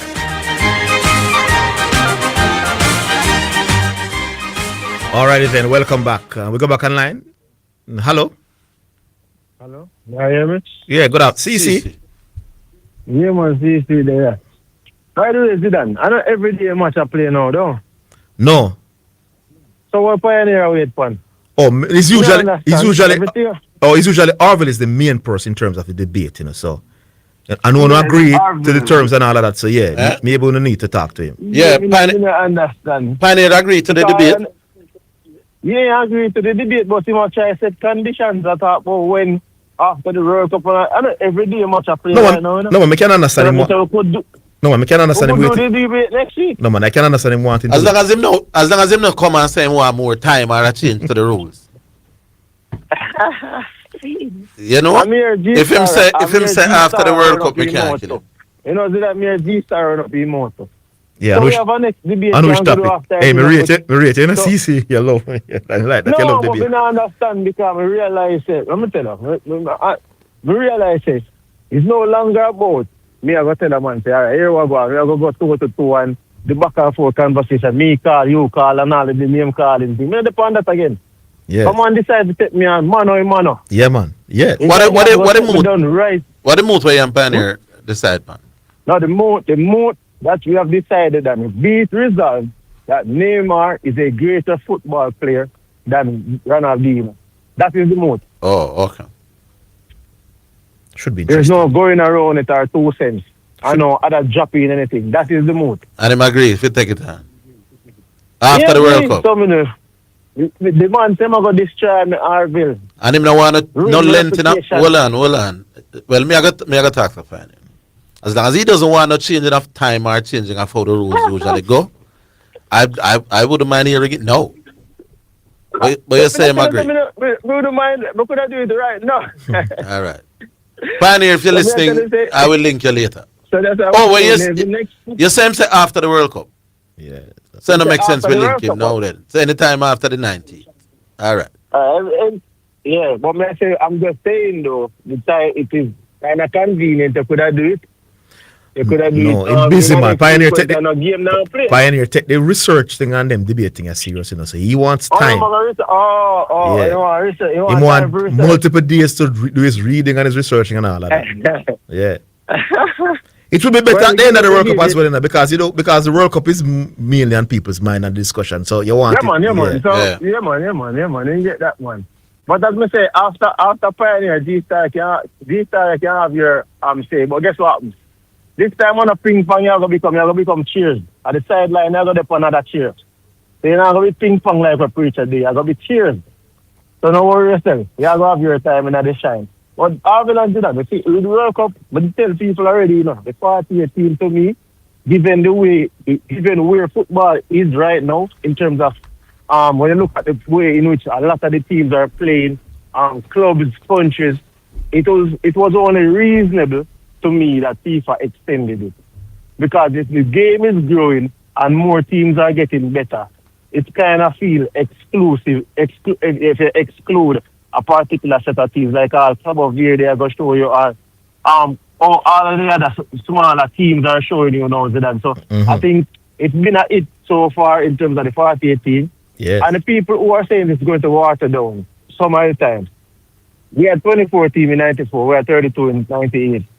And they never really took away from the quantity. So no, man, they got it right, man. And what they have done is invest in some of the countries, the poorer countries.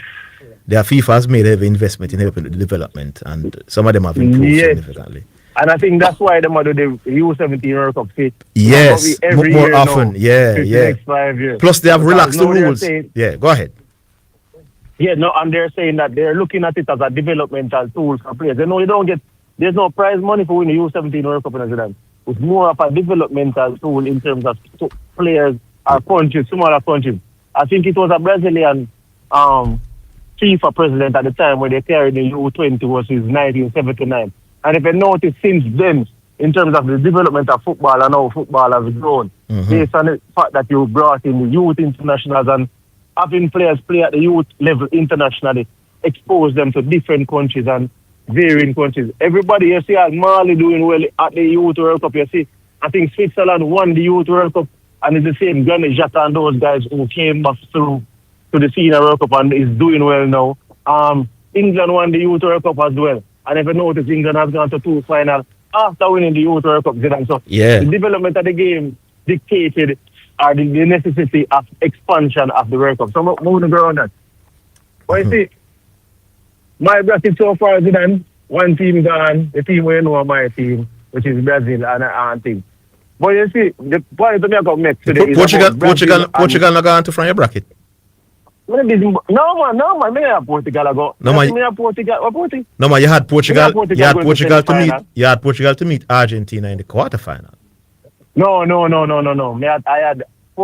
I had Portugal to meet. No man, that depends on where Spain would have finished. Because remember, I have Spain versus France semi-final now. Yeah, but you had And Portugal Brazil versus Argentina. No, you had Portugal to top your group, you know. Yeah, me have Portugal versus Argentina. Yeah, over right, that side, right, but they right. make it. Yeah, but they And make it. Portugal to Argentina, but they never make it. So three of the teams I'm still on course to make the semi-final. Spain, France, Argentina, and we already know Brazil gone, so that dead in the water. I had Spain going to the final, and I had Brazil winning the World Cup, but that's no longer there. But in terms of like Brazil and the downfall of Brazil, there's 3 countries that are gone down to the in terms of a level now, Zidane. Yes. Italy, Brazil, and Germany. Them 3 countries, they have suffered a major fall in terms of football. I think Brazil qualified for every World Cup. Italy have qualified recently, and Germany been a dropout. Now win more than 1 knockout game in the World Cup since the last 3 World Cups. So when I look at those 3 countries, and they have the most World Cups, they have 5, 4, and 4, if I'm not mistaken. Yes. Those 3 countries have the most World Cups. Mm-hmm. So there's something really to look at in terms of the Italian, the German, and the Brazilians as to why. But me just have a touch on the Brazilian briefly in like about 2 minutes or less. Brazil to me, and some people might deny this, but prior to 2000, Zidane and Orville, Brazilian players that we know, players that win the 2002 World Cup, none of these players came to, outside of Ronaldo, who is a unicorn, came to Europe before the age of 2021, Zidane and Orville. All of them came in their 20s. When you're going to, like, if you're going to join the army, you know what them say? Them want 18-year-old and 17-year-old them. Because it's easier to mold a boy into a man than a man was set in their ways. When they reach 21, you're kind of set in your ways. The culture is a certain type of ways. What are the players? What are the players generally lacking now for Brazil? What's their what do you think they're lacking? The players are lacking individual expressiveness, Zidane. They don't express themselves individually again like one time. If you leave at 18, you would just lose your expressiveness. No, when you leave at 18. So you're a flashy. Hold on, man. You're a flashy player. You're Ronaldinho at 18. You're saying if Ronaldinho had gone to Europe at 18, he would not be a flashy player and like so let me he would change. To you how it works. When you come over at 18, Zidane, you don't necessarily go into the first team automatically, right? So you're playing probably under 21. You know me about this. Them just. No, but listen what I'm saying. When you come over at 18, when you come over young, they don't put you in the first team automatically. And then you have to ingratiate yourself in a certain style of play. No, but me want to ask you seriously, you believe say a player start play football in Brazil at 5 years old and him like to step over and beat and dribble? All right, let me give you. Hold on, man. Gabriel Martinelli. No, I'm going to give you an example. And him develop. Gabriel Martinelli. No, hold on, my boss, man. But Gabriel Martinelli can't play football, CC, man. Nobody give me that, man. I'm saying to you. Before Gabriel Martinelli came, no, man. Gabriel Martinelli came. Yes. Go ahead. I'm saying Gabriel. Go on. I'm saying the likes of Ronaldinho and Rivaldo and Ronaldo and Kaká and Robinho, these players, when they were young in Brazil, they were super talented players. So if they had gone to Europe at 18, 19, 17, they still would have had that immense talent and nobody could take that away from them. I'm saying I don't believe that it's because of the age of which in which you live in Brazil. I just Brazil. If a coach, I got to tell you, say, if you take more than 3 or 4 dribbles down the line. Me now play you. Who is it that you think you're going to go out there to take more than 3 or 4 dribbles? But me see European players are dribble. Yes, but I'm saying to you, I'm talking about how the Brazilian players play. If a coach say to you that you can't take this amount of dribbles unless I'm not going to play. Oh, but if you hold on a CC, man. Me say Dembele them a dribble past people, my boss. No coach not tell him say don't dribble. Me say Mbappe a back the ball and do all kind of thing. Me not see no coach a stop the Europeans them. Why would they stop the Brazilians? Me not agree with the CC. Me just think they not produce the goods anymore. Me I say to you, say, how much of the players? Then you ever see Mbappe and them get no yellow card for dribbling or piling anybody? You ever see them get that? Me ask, have you seen them be carded for doing a style? All right. Or doing a flair? So if they leave at 21, the coach them can't tell them what to do. I'm asking you. You ever saw them? No, me I ask you, ever saw them getting carded? If you produce Ronaldos and Rivaldos and Ronaldinhos of this world, no coach can't tell them not to express themselves. Have you ever seen them carded for anything? Me not buy that. Have you ever heard of Orville? Have you ever heard a commentator say the circus master is here about a European player? What them said about Neymar? No, me just ask you. Have you heard them say the circus master is here about any player who is not a Brazilian? No. So, and you never see them card anybody that is not a Brazilian? No. So why is a European player who is in Europe already, developing Europe and doing certain things, they have not been looked at as the showboating, they have not been looked at as circus players, they have not been carded for doing any style or any player. But I'm asking you a question. If Ronaldinho had left Brazil at 19, you're saying he would not be the Ronaldinho that we know? And it quite possibly could have not been the player that we know because he would have not gotten enough game time to prove himself. Because they would not be playing him. You're mad, man.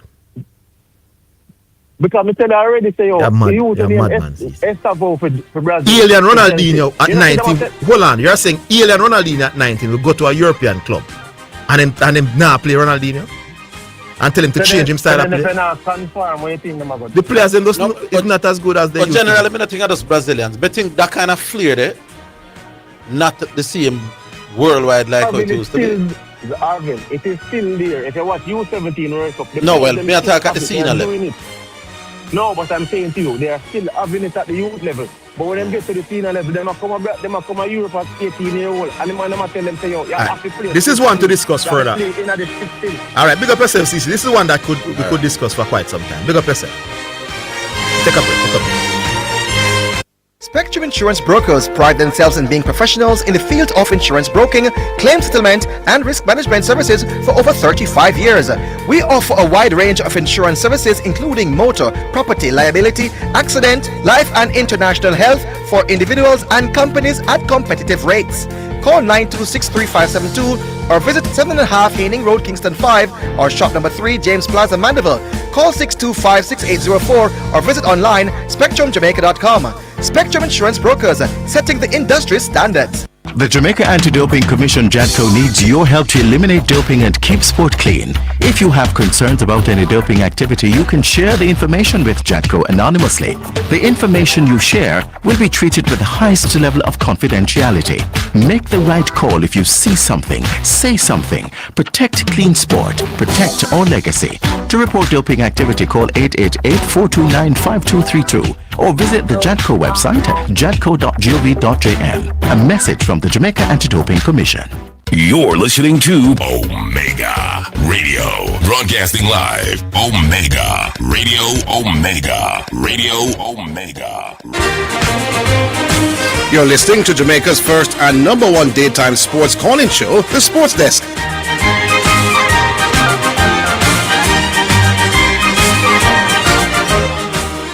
All right, but me personally just think that kind of flair there, because it's not just Brazil for me. A player like Paul Gascoigne that England used to have, we don't see them kind of player in football like that. Valderrama from Colombia, I don't know, Tigana from France, although we say Mbappe are doing things. I just think world football is no more about systems. Something similar to what Metro did I say yesterday, although I think Metro did go too far. Anyway, how we stay now? Back online. Hello. Hello? Yes. Yeah, no, I have one. How would this again? No, he's a listener, always a listener. No, listen and get the time, you understand? So this is your first call, or you sound like a lot of brother? Oh, lot of brother. Oh, yeah, man. You are going now. Me just ask some questions, Zidane in particular. Do you think, right, racism exists in the FIFA or football in general? Or everything is free in fear? Nobody don't have anything against a based on where you come from or your complexion or anything like that. Give me your honest opinion. I would racism involved in this. I would think I don't know if anybody in FIFA is racist, but I don't want to think that you have racist people in the world who think they're better than people because of the color of their skin. I don't know if they're in FIFA or not. And you don't think because the other day I said something to somebody, and this is my perspective, that don't mean I am right. I am saying if you have two sides, one come from the Caribbean, one come from Europe, and the European side will bring out a bigger turnout than the Caribbean side, the system, which is FIFA, would have made to try some way to ensure, so you hear me, to bring that side and just let me finish, bring out a bigger crowd, because here we are doing the monetary game, economics, you know. And it don't make any sense for me if we say we push to a lower team.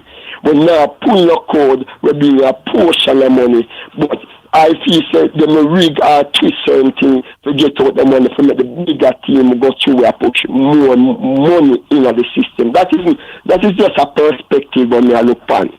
You understand me? Yeah, but isn't it the case that FIFA said the tickets for the World Cup pretty much has been sold out? No, that is a possibility. But remember, sell a ticket alone. And then Zidane. Yes. Remember, sell a ticket alone. No. Remember, say no.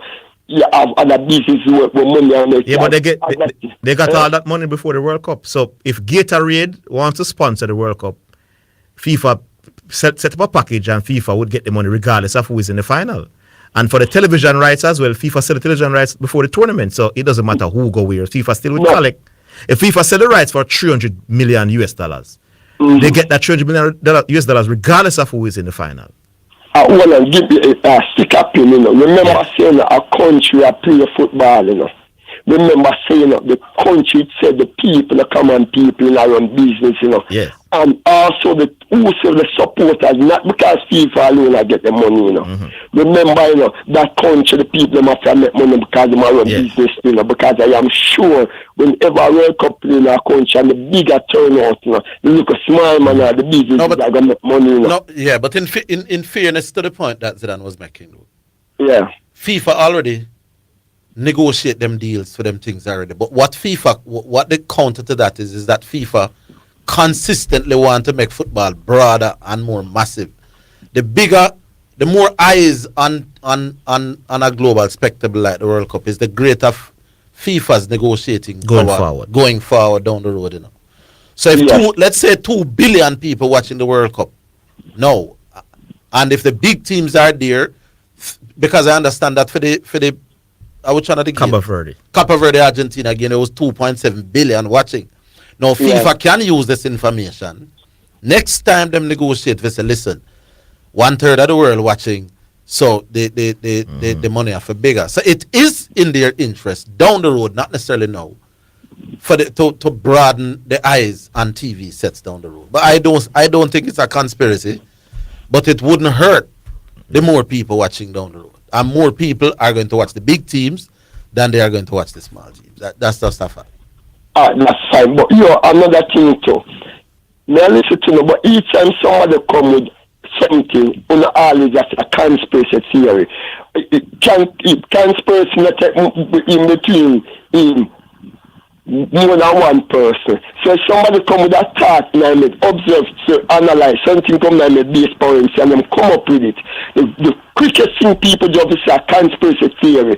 Who did that person conspire with? Himself, but you are with who know? No, man. Conspiracy theory, it means that you think the organizers are conspiring. Now repeat.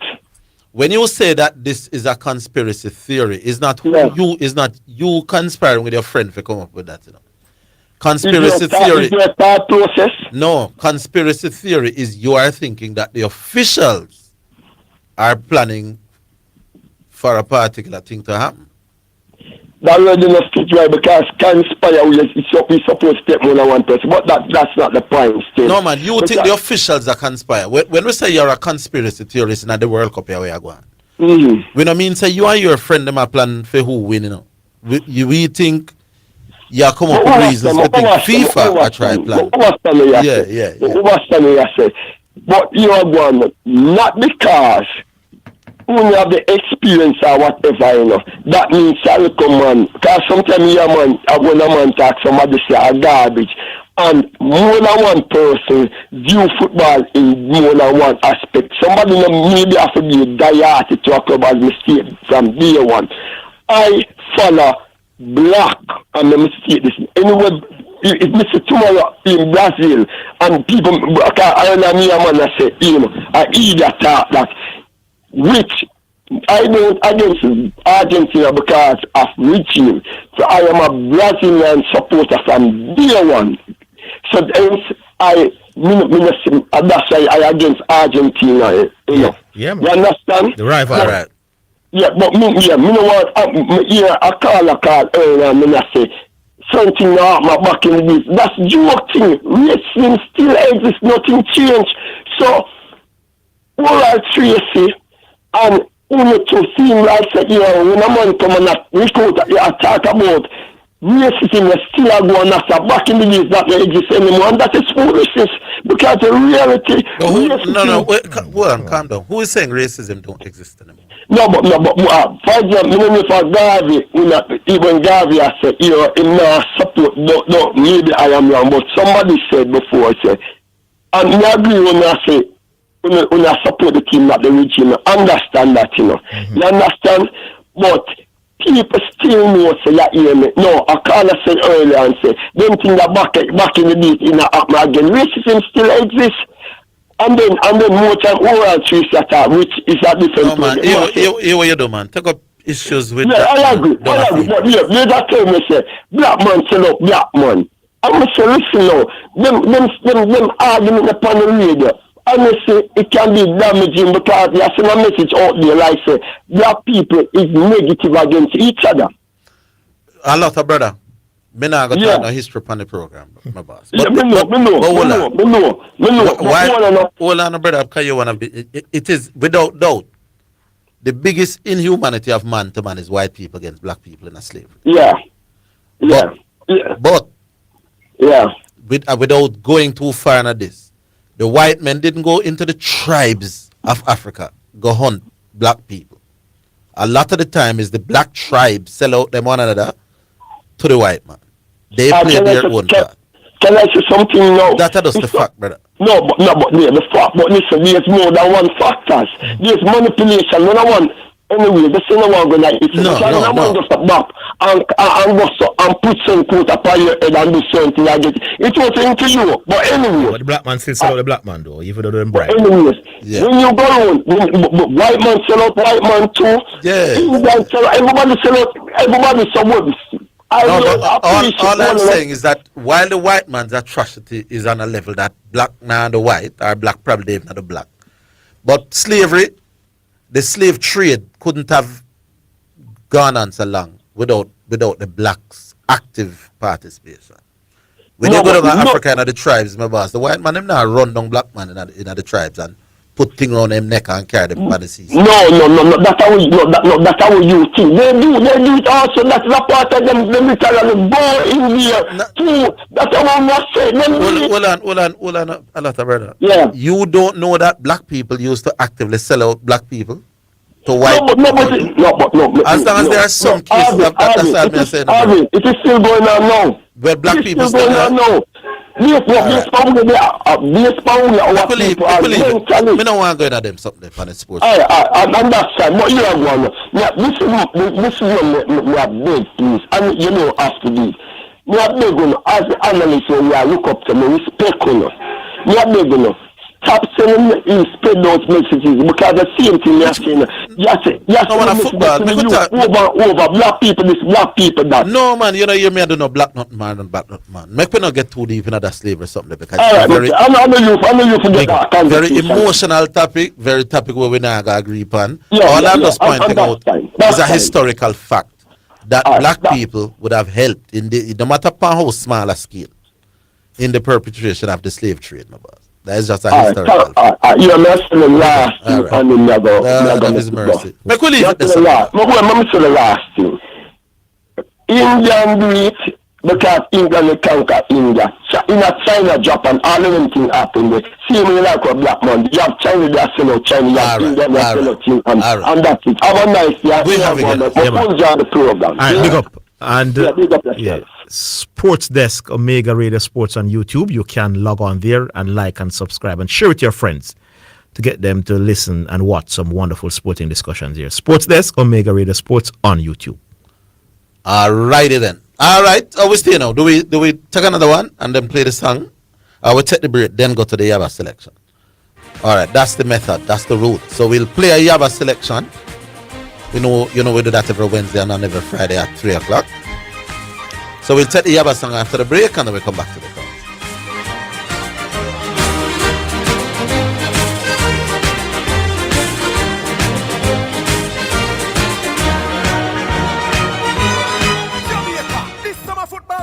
We're taking it outside. The biggest watch party is going down at Caymanas Park. Watch the FIFA World Cup 2026 on Rush Sports, the official broadcaster at Caymanas Park on the biggest outdoor screen in the Caribbean. Link up your crew, pull up and watch your favorite teams compete from June 12th to July 19th. Just bet tailgate party at Caymanas Park. Be there. Big fives, best odds, only with Just Bet. Visit at Just Bet JA on Instagram for more details. Must be 18 years or older. Please game responsibly. Just Bet. The Music Mart, the only complete music store in Jamaica. Jamaica's largest selection of musical instruments, studio and stage equipment, accessories, great music gear for everyone. Call or visit today. 8 South Avenue, Kingston 10. Telephone 876-960-7712 or visit www.musicmart.biz. The Music Mart, the only complete music store in Jamaica. It's game time! Score big with Woman Things. Bring home the championship deals on tiles, bathroom fixtures and vanities, faucets, windows, doors, and so much more. Priced for you to win. Big goals, bigger savings. Only at Home and Things, where everybody is a winner. Visit us at 1215 Providence Way, Ironshore, Montego Bay, 17 Old Hope Road, or 68.5 Constant Spring Road, and get your home ready for victory! We all have people we check on. With Rely from Hawkeye, they can check on you too. Get alerts from your loved ones, share your location, and connect instantly to Hawkeye's 24-hour emergency response service. Whether you're at home, working late, or on the road, help is always within reach with voice-activated panic alerts. Call 926-HAWK or visit us online today. Rely on Hawkeye, securing what matters most. You're listening to Omega Radio. Broadcasting live. Omega Radio. Omega Radio. Omega. You're listening to Jamaica's first and number one daytime sports calling show, The Sports Desk. All right, time now for the Yaba selection. And you know that Yaba turns up with a song every Wednesday afternoon at 3 and on Fridays at 3 as well. The one for this afternoon is Tomorrow Night, Anne-Marie.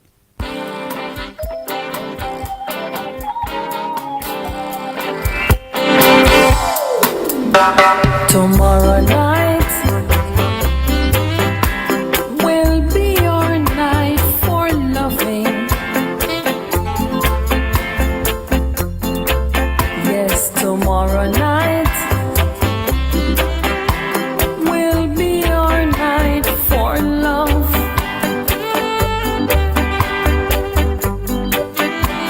I'll hold you close and tell you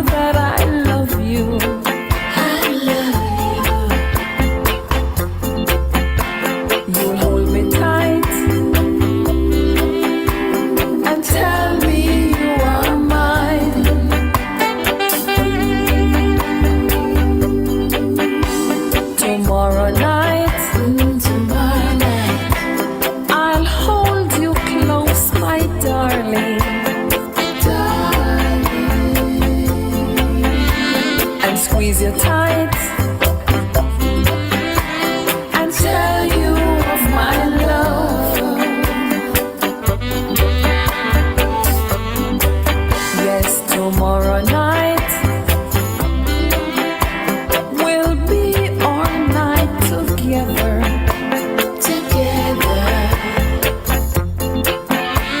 Tomorrow night will be our time for love.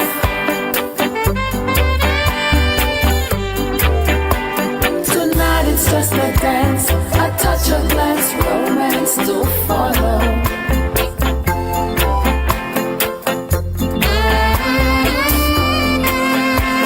Pretending we're just friends until we meet again tomorrow.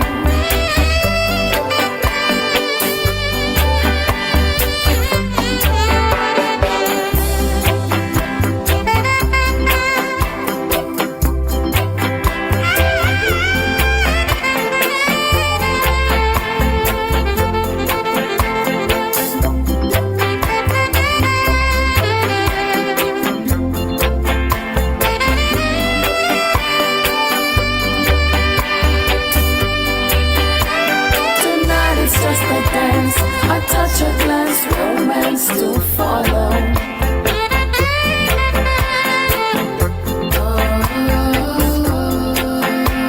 Pretending we're just friends until we meet again tomorrow.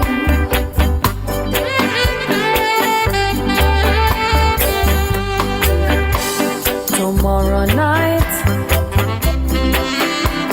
will be our night for loving. Yes, tomorrow night will be our time for love.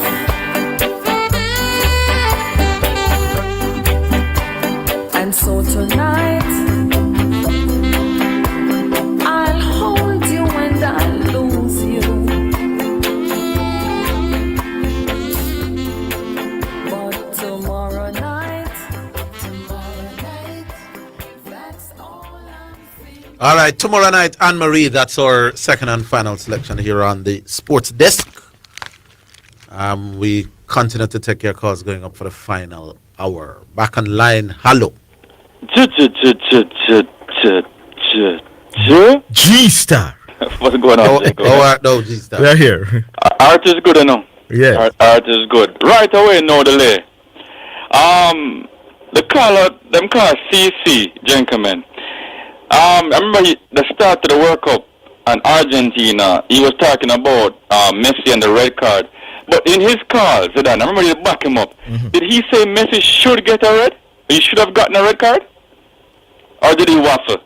He was waffling. He said Oh, he never. he did- he so said he was waffle. He said he Okay. never said that. Yeah. Okay, so what about you, Mr. Higgins? Do you remember that call? No. Okay, all right. So Zidane says waffling. CC. Yeah. When the pressure reached him, say him never say he should have been sent off. CC, fix up your thing, man. And if you're going to have convictions, bro. Next thing now, I heard Sauti saying that Garvey was acting, what was the adjective he used? Delusional? What was it? Something of the sort. Something. Like acting like a lunatic or something like that. Right?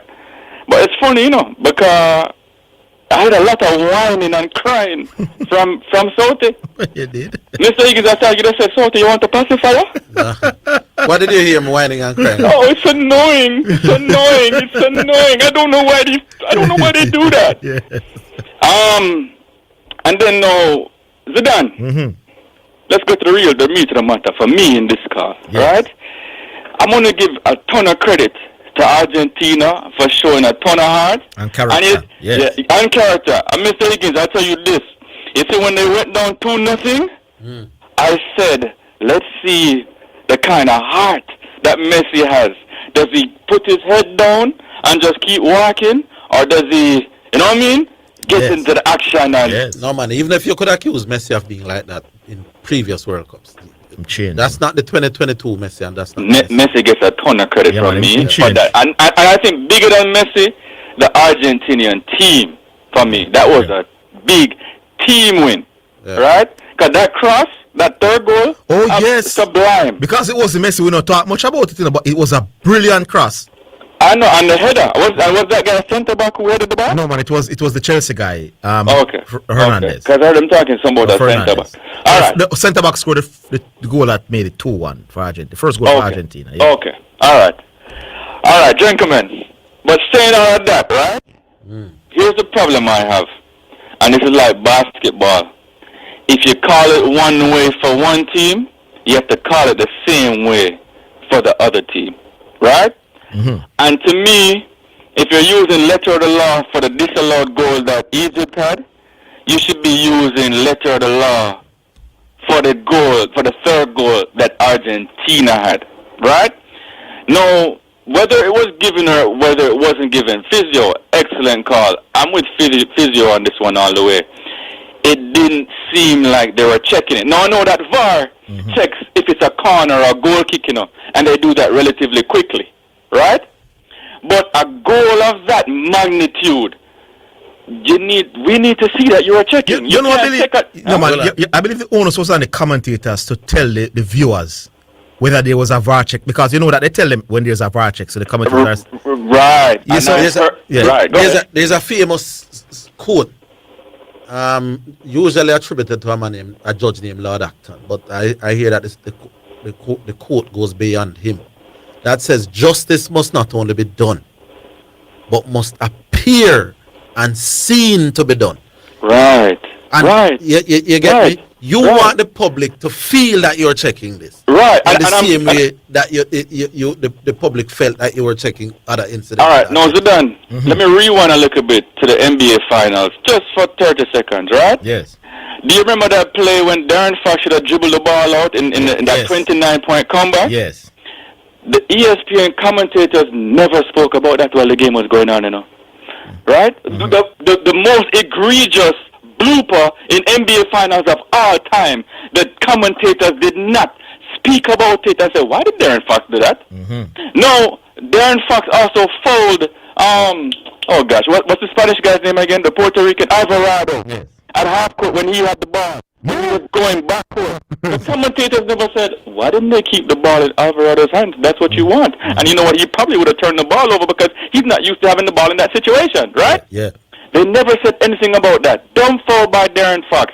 Do you know that Darren Fox let OG, it was Darren Fox's player that tipped the ball in with OG Anunoby? Because Darren Fox came up with the double team way too early? Did the commentators say anything about that? No, not really. No. So it shows that the commentators are extremely biased. That is actually what it shows. So let's go back to this game yesterday. That shows that the commentators are biased? Of course. Because you know what they were talking about? What New York should do to score. That is what they were setting up. Go back and listen to the tapes. Yeah, this is I don't know if that means that they're biased, though. So what does it mean then? Maybe they're not as good as you think they should be. No. Those are three egregious mistakes. One of the biggest bloopers in NBA history. And you don't talk about it? Why? Because they're that incompetent? No, because they're biased. They were more fascinated about the block shot by Anunoby. Maybe that was the case. All right, bring it back to the game yesterday now. Mr. Higgins, I'm watching the game just like Physio, and I'm saying, let me see what's going on, no? How come we can't even watch it on the replay? Because you know how much time we saw that the Argentina player got tugged? How many times do we see that on the replay, Mr. Higgins? Be honest. That's exactly what the problem I have, is that some incidents are treated with a greater degree of attention. And that's a potential penalty. Yes. Since when we don't look at potential penalties? At least we have to go online to see it the next day? Come on. Who was the broadcaster? IPTV? Yeah, man, I understand the point. But if the referees did not think there was a foul on Martinez, we would not pay a lot of attention. I'm talking about when they disallowed the Egyptian goal. You're right. If VAR said, no, play on. You know that we won't get that much attention. All right, true. But you know one of the problems. No, but Zidane, hold on. Sorry, it's about that. Mistaken. Sorry, I'll let you. But guess what, Zidane? They did. That is the whole point. Yeah. They did. That's the reality. What to do with the reality? Yeah, I understand the point of the viewers not being able to. Go ahead, Mr. Higgins. The other point is that some offside calls are shown more quickly than some. So, you know what I mean? Sometimes me even wonder about that line, that offside line, because there's no line on the field.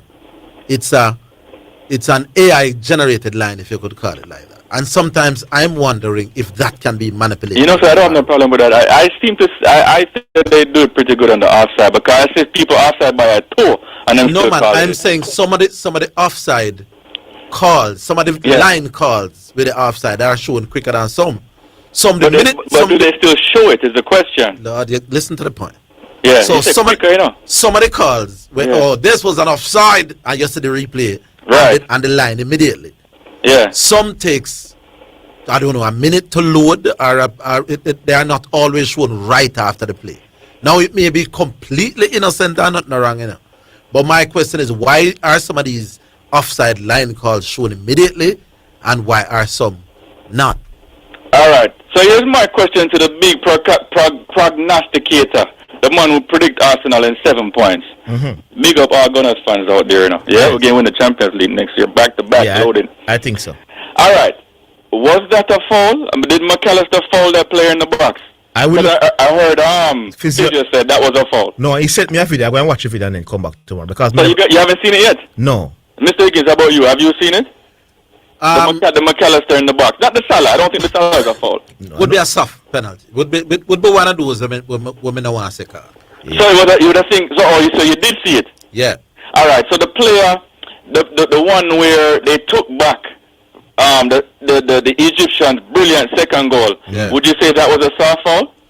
No, I think the man was fouled up at the other end before Egypt. No, I know, but do you think it was a soft foul? No, I think that was a clear foul.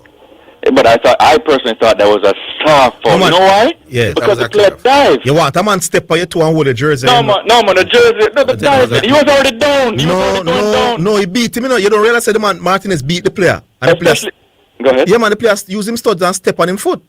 He did it intentionally. He tried to stop it because he was beaten. Look at it back again. No, I think the grab was the more egregious play when he grabbed him and he was going to the ground anyway. Me personally, though, gentlemen, I think that Argentina seems like, I won't say they are, but it seems like they're being protected, right? And it started from the first game when Messi stepped in the man ankle and they didn't even give a yellow card. What about How is that possible? But what about England? The player who dived into the You know, I didn't see that. I didn't see that game, you know. And therein lies the problem. No, but hold on, but Zidane. Yeah. If somebody punches somebody and the next person assaults somebody else, they're both assaults. No, but I want you to say that both were assaults. I don't want to say only Argentina was right, assault. but I didn't see the. I didn't No, see but the what you need to do to be objective is watch most games so you can see if. I watched about half of the game, but by everybody's estimation, Ghana got robbed. Okay, right? there you go. But if And Ghana got robbed, yes. we can also say Egypt but, got robbed. No, but there was no such call in the Argentina game, though. The McAllister? Yeah, no. But you didn't even see it. So But you can't say that yet. exactly. You have to see it first. If a referee is telling me, a former FIFA referee, saying that it wasn't a strong enough hold, and he let go of him when he got inside the It box. wasn't a hold? Yeah, because hold on. Are you allowed to hold? Yeah, man, you are. You're allowed to hold. Yeah, you can. Are you a Messi fan, Zidane? No, to the Messi. You're a big Messi fan? No, I tell you about the rules. About Argentina now win the World Cup, and I'm telling you that already. You know. No, I heard England will knock them out in the semi-final. Anyway, my two sides have gone, Netherlands and Canada, so it is what it is. Big up yourself, gentlemen. Big up yourself. Cool. We'll take a break. We're coming.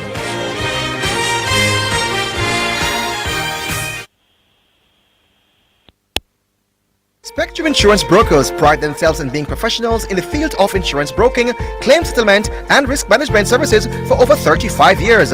We offer a wide range of insurance services including motor, property, liability, accident, life and international health for individuals and companies at competitive rates. Call 926-3572 or visit 7.5 Haining Road, Kingston 5 or shop number 3 James Plaza, Mandeville. Call 625-6804 or visit online spectrumjamaica.com. Spectrum Insurance Brokers, setting the industry standards. The Jamaica Anti-Doping Commission JADCO needs your help to eliminate doping and keep sport clean. If you have concerns about any doping activity, you can share the information with JADCO anonymously. The information you share will be treated with the highest level of confidentiality. Make the right call if you see something, say something. Protect clean sport. Protect our legacy. To report doping activity, call 888-429-5232 or visit the JADCO website at jadco.gov.jm. A message from the Jamaica Anti-Doping Commission. You're listening to Omega Radio. Broadcasting live. Omega Radio. Omega Radio. Omega. You're listening to Jamaica's first and number one daytime sports calling show, The Sports Desk. All right, welcome back. Listeners, despite all supposedly controversial calls either way, the number 5 for Egypt will have to take some blame for the first goal from Argentina and also the winner. He was the one that jumped and did not get to the ball when Messi whipped it in for the first goal. And the winner now, there was no Argentinian players coming for the ball or running past him. There was only one thing, and he looked around to see that there was all Egyptian coming back. And he just stood there and watched Martinez cross the ball to his detriment. So that player should be blamed for not closing down Martinez. He just run back. He didn't have to worry about any runners behind him or the ball being knocked back to anybody that was coming on. It was all Egyptian coming back ahead of Messi and everybody for Argentina. And he did not close. Brilliant cross in the end, but he should have closed Martinez. And he's part of the reason why Egypt has gone home. All right? So we go back online, Mr. Anderson. Hello. Hi, Yes. Bull. Big up, man, them. Yes. Yeah, man, the Argentine, them happy, man. Them get beer pal. So I heard Argentine. I get one of them calls too, so I can glad do it, you know? Yes. I see Egyptians are jumping on my chest. The same. It's not in chest, it's knee height. Yes. Right there, still. Referee said ball game and VAR said ball game. Big teams get big cards. I believe in that. I see it happen all the time. Even when I play Sunday morning ball game. So small team will get calls as well? They get calls as well. What we are talking about, you understand what I'm saying. No, I don't actually. Anyways, we have to have some Sunday evening ball game and some non-baller call for. Run that way, man. No, but when the ball in my call for, we just say play ball. Yeah, shut up. No, that is true, you know, but I don't know about the FIFA thing. But you're right. Everybody play Sunday ball game. No, you're dead right with the Sunday ball game.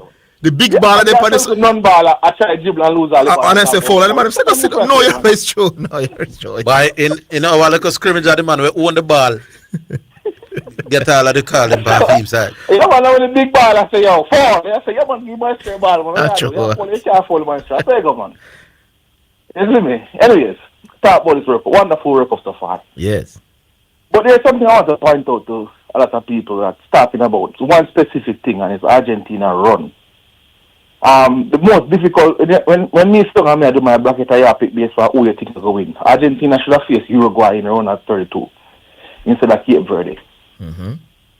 Uruguay found four of themselves in the group, never come second. Yeah.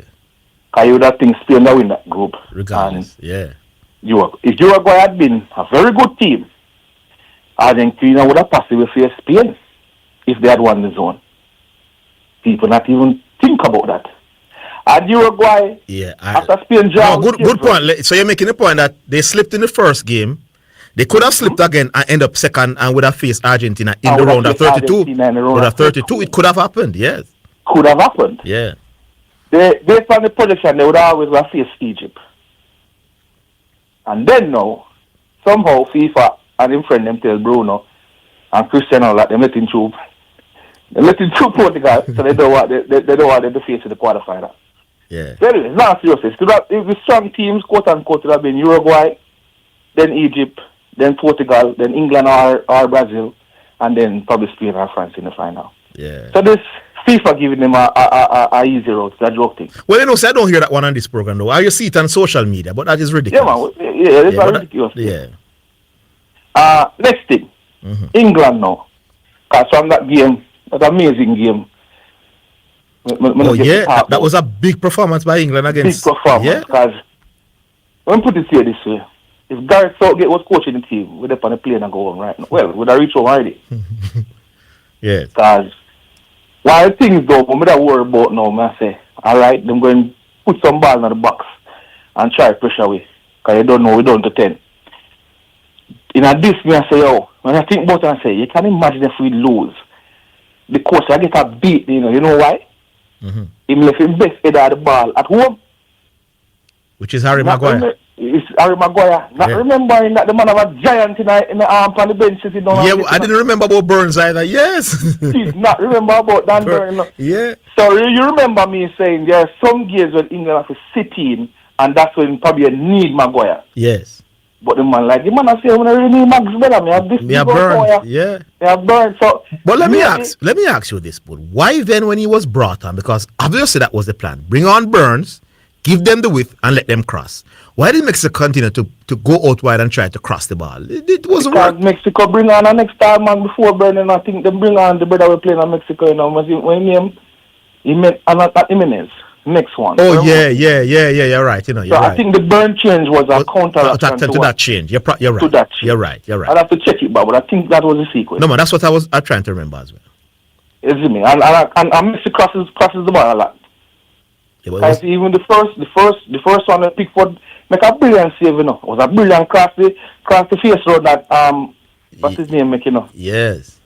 Jimenez, you know. Yeah man. Pickford I forgot low, I'm near post and make that brilliant save. Yeah, and there was another one from Jimenez as well where he had to push it from the crossbar. Yeah. So man, so they were doing it. Mexico had doing thing and they actually scored from across as well. Mm-hmm. Don't forget that. So it was a good coaching, you know, to do him doing there. Yes.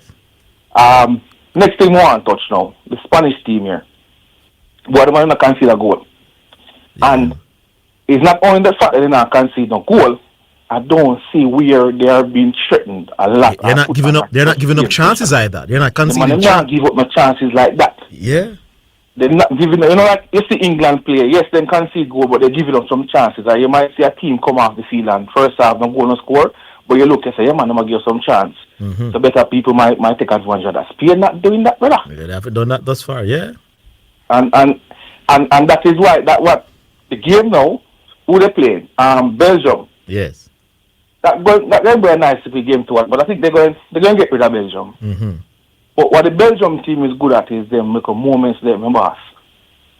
Them probably 1-0 down and then no, the coach has decided to do away with. I don't know if Kevin De Bruyne was injured, but him not getting a game. Him not getting no minutes at all, and he was warming up. So right decision, and the coach also didn't start Europe football at Doku. Yeah, him not start though. And the team was better late against Senegal, and he basically utilized those players once again, and they looked really good again. Yeah, it looked good again. So I'm not used Doku. It's a different Belgium team Spain are going to face. That's what we saw already in the competition. Yeah, and there's a player that is injured now, you know, against Spain. They need them kind of hustle and bustle man then, Onana, you know. Oh yeah, that's Aston Villa. Yes, sad situation because even when they scored, I think it was the fourth goal or the third goal, they put up him jersey number. So it looked like it's a really bad. Yeah, that's going to be a big loss. Yeah, man. So that's going to be a big loss. Spain gone, man, and France gone to me. Hope to see that semi-final. That's going to be a big semi-final. Yeah. No, the people them know who are telling me about this Ireland, you know. You understand? They are telling about the road, them, you know. The Vikings. So the Vikings, them. So I'm going to history, I'm look on two war battles between the English and the Vikings, them, you know. Yes. I will always seem to beat them, and you know. The Vikings I can't beat them. You should beat them. The Vikings I can't beat them. What will happen now is that the English players, I think, will face some players who they're more familiar with. Mm-hmm. Could be good and it could be bad. What is going to happen? England now keep a clean sheet. I do not see on what planet Ezra Kanza and Mark Gay going to keep out Ireland. Yeah. Well, Haaland is one of the greatest finishers the world has ever seen, my boss. Put in 2 past them because I think you'll have to probably score 2 or 3 to win this game, and Harry Kane is in fine form. Harry Kane has been the best player in the world this year, you know, this season in football, you know. Slightly ahead of Kylian Mbappe. Well, I think the best player in the world playing football is Eluse still, but I hear him. Is who? The Eluse. Who is that? Olise, Michael Olise. No, sir. 30 odd assists and 20 odd goals. You know, Harry Kane is now second behind Messi for most goals in over a season. 70 odd. I mean, I tell you Harry Kane but just overall. And he's more than a goal scorer. Me just like Michael Olise. What he's doing this season. No, and in bad for sure. But in terms of that game now. Hey, people, hold on. Well, tell the people them say the same Olise when they're Crystal Palace now. Man, turn a beast. Man, there's some people, like some the younger people, listeners will understand though. There's something called football manager. Yes. Where they tell you, they don't know what to do it, you know, but they tell you what the wonder kids. So Michael Elise and Ezebrisha Eze in 2019 or 20. Yes. Was when I was the thing when you play the game, they buy them Monday. Yeah. Fast, you know. Because they're going to value enough and they're going to work. They're going to value enough in the future with selling them again. Yeah. This was when they were operating the championship. So it was always projected to be a big baller. Yeah, man. Not like this. Not like this because him on course to be 2 or 3 more great performances like we have seen from him. And he's probably going to be the golden ball winner at this World Cup. Yeah, man. Not like this one in the NAM. I don't think he can play next game though. Oh, he's out on cards. He got a yellow card. Yeah, I think he's out. I don't think he can play next game. France can try a thing still. Let them president call such one. And I'll deal with it. Back to the Norway England game now. That is the game I really want to talk about. Norway England game. In midfield now, I think this is a game where, because he's going to have a problem at right back. Because the right back get red card. And that's where if Reece James going to come back in time. I don't think. Oh, quickly before you move on. Michael Olise is not out of the World Cup. However, FIFA official rejected France's appeal to rescind his yellow card, meaning he's walking a disciplinary tightrope. So he's... if you get a next, but I think if you come clear through the match, I'm good. But if you get a yellow card in the match, I miss the semi.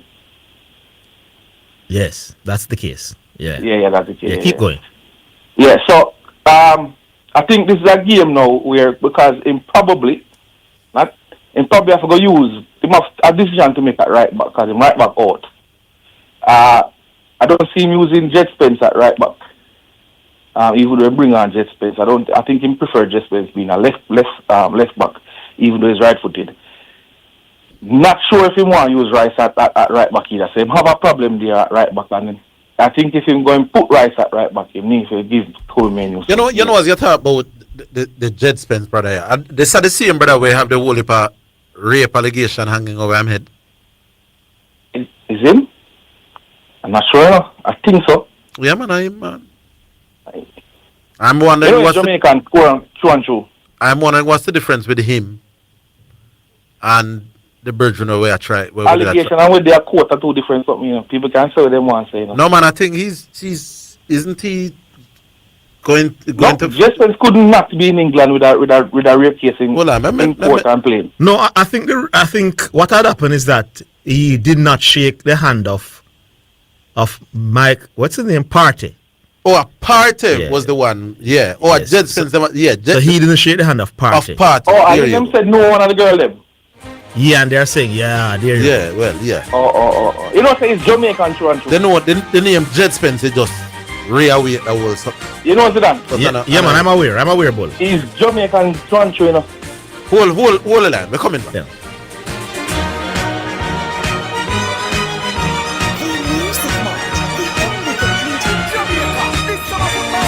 We're taking it outside. The biggest watch party is going down at Cayman's Park. Watch the FIFA World Cup 2026 on Rush Sport, the official broadcaster at Cayman's Park on the biggest outdoor screen in the Caribbean. Link up your crew, pull up and watch your favorite teams compete from June 12th to July 19th. Just that tailgate party at Cayman's Park. Be there. Big vibes, best odds, only with Just Bet. Visit at JustBetJA on Instagram for more details. Must be 18 years or older. Please game responsibly. Just Bet.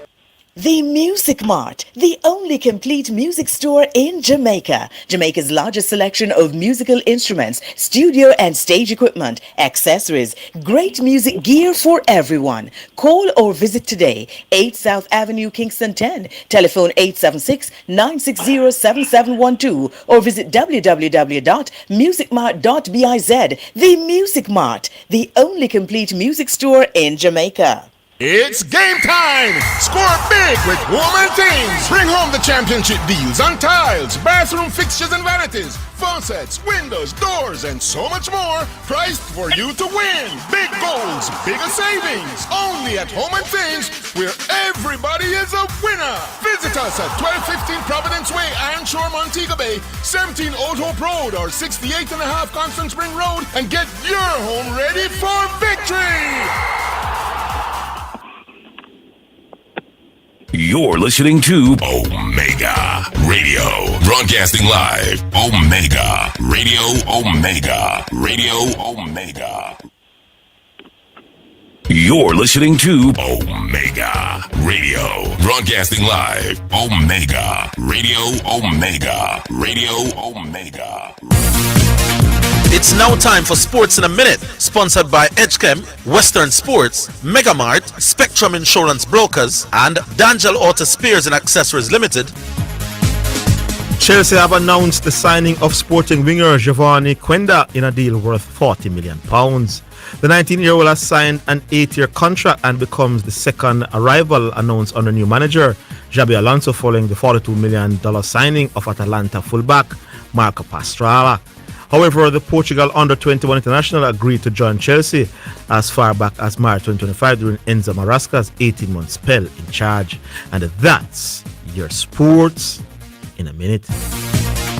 Sports in a Minute was sponsored by Western Sports, the sports people, Megamart, best value by far, Spectrum Insurance Brokers, setting the industry standard, and D'Angelo Auto Spares and Accessories Limited at 20 Balmoral Avenue, Kingston 10, and shop number 10, 1A Chapelton Road.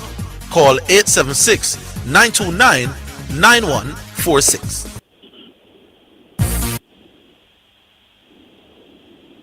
You're listening to Omega Radio. Broadcasting live. Omega Radio. Omega Radio. Omega. You're listening to Jamaica's first and number one daytime sports calling show, The Sports Desk. All right, so I was a little confused. So Jed Spence didn't shake Thomas Partey's hand. Thomas Partey played for Ghana in that England-Ghana game because, well, people are speculating that it's because Partey is under some rape and sexual assault. Yeah, I think they say that he knows one of the girls that where them accused Partey for rape. Accused Partey for rape. Oh, okay. All right. Yeah, you were saying though. You wanna tell him that he will never be a Premier League player. When he was in the championship, I said, man, now play Premier League for Tottenham. And playing at the World Cup. I'm playing at the World Cup for England. Yeah. Perspective is a big thing, though. Yeah. I just don't develop, and he was a right-footed left back. Very rarely you see them kind of thing. Yeah. But when they hired this current Argentinian coach, I think Maradona had some comments about him. I think I heard a comment to the thing the other day. Like he was saying, "Where Argentina go with this man? The man can't do nothing." Hey, all I know, in the Argentina game, Simone was like he want drop dog. Yeah, man. Hey, I have a clip. Imagine now, I'm just saying, imagine now, I see my son lose and my son on the bench and me think my son can help, man. I forget the coach a pace, man. I said, man, give me some game time, man. I will do it. Bull, me see why the South Americans are so good at football. The man take the thing. Hey, you see the clip of the commentator? The man are doing work, you know. When Argentina score, you see how the man behave, my boss. Man, so like him want to cry on the commentary, you know. No, so we are. No, man, take them things. Normal, my boss. No normal. They are always produce great players, my boss. Yeah, man. Yeah. Yeah. Quick thing now to the other point me and CC make about I'm here Orville with it too. Orville, yes, we understand the game is geared towards coach's idea and concept. Yeah. So a club hire a coach because they like team style of play, what him design and what him want. Right, so yes, there's a system in place, but there's individual brilliance within that system.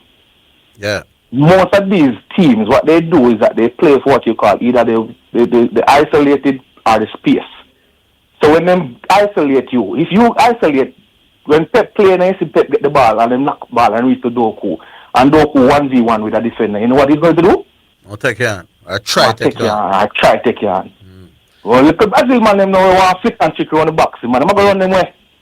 But you don't agree that football now is more about system? No, I'm just saying that more towards that kind of, the system kind of thing. Yeah, but there's individuality within that system, man. You have your time. Man, there's no way you're going to take out a man who are going to try to take on a man. Individuality will always be there, but I'm saying you're seeing less of that. You're seeing less of it now. So you're really going to find a man and box a turn and I try to block people and the speed of play is such important in such an important thing in the best teams and tell you they want to play fast. Yeah, man, it's true. Argentina couldn't score a goal there in the last minute. They hold the ball and joke in the box and try broke, man. Yeah. 1, 2, 3 passes and the net listen number. Yeah. Beautiful counter attack. Players and athletic players are very important right now in a football. Hey, when he won the ball from Salah and he dribbled about 2 meters, he looked at Messi, and Messi was there and Messi was pointing now to Lego Martinez, and he did so, and then the rest is history. And then you have to give Enzo Fernandez the credit to the guts and my last minute of the game, the man's a midfielder where I work hard. Yeah, fit man. I rate him, I rate him highly in the ball. No, I'm proud that in the box in the net in the big man. I only for work it, man. Yeah. But before I go, I want to big up Patrick, They're the right place, Which part of him there? Oh. They're my club, I know. Yeah, man, we go. Boss, I gotta bring up back something, man, and build back a giant in a whole hour, man.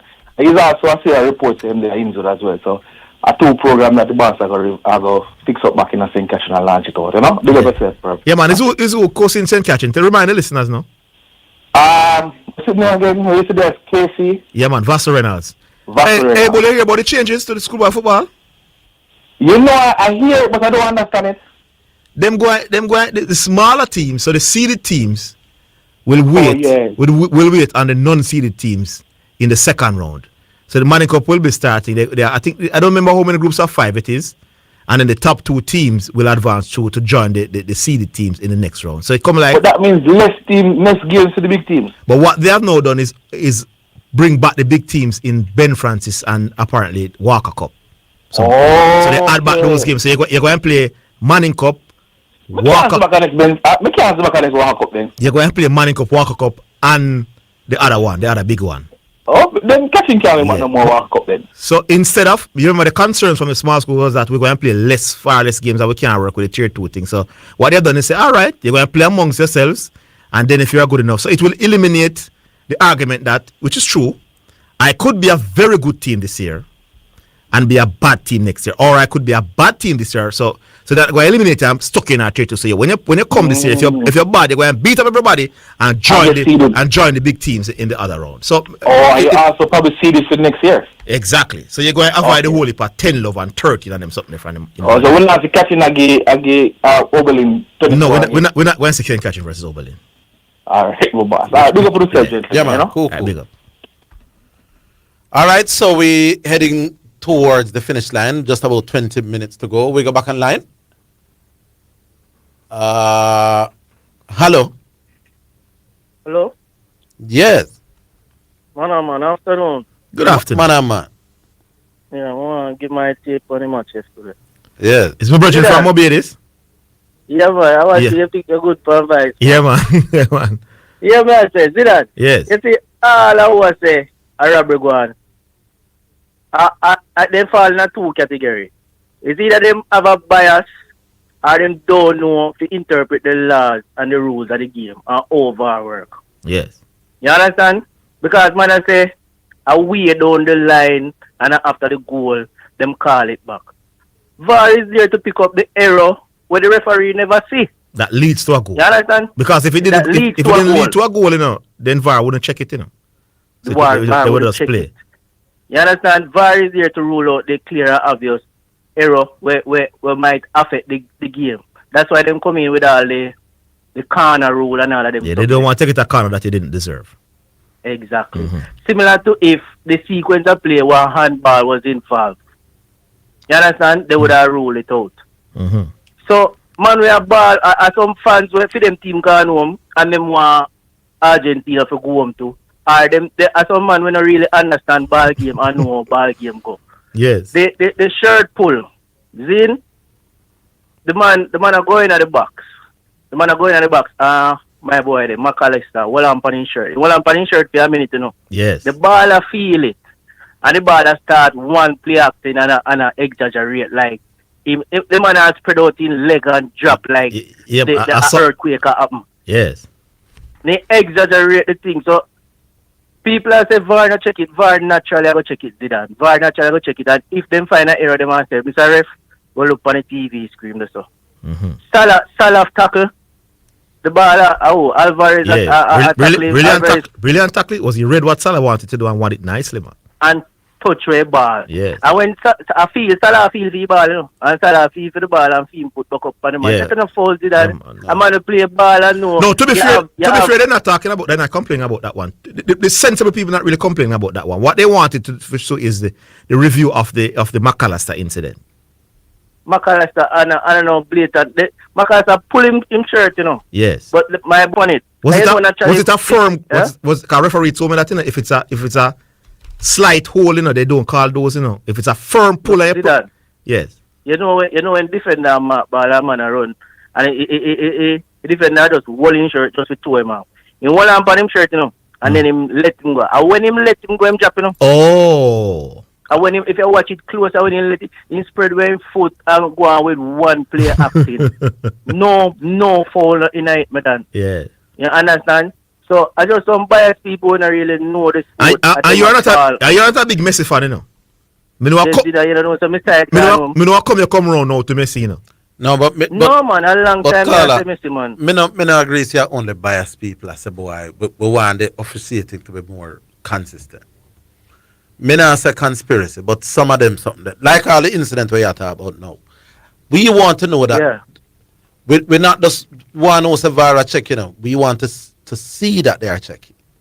Oh, you mean like when something come up at the bottom of the screen? Yeah, we want to know. Check.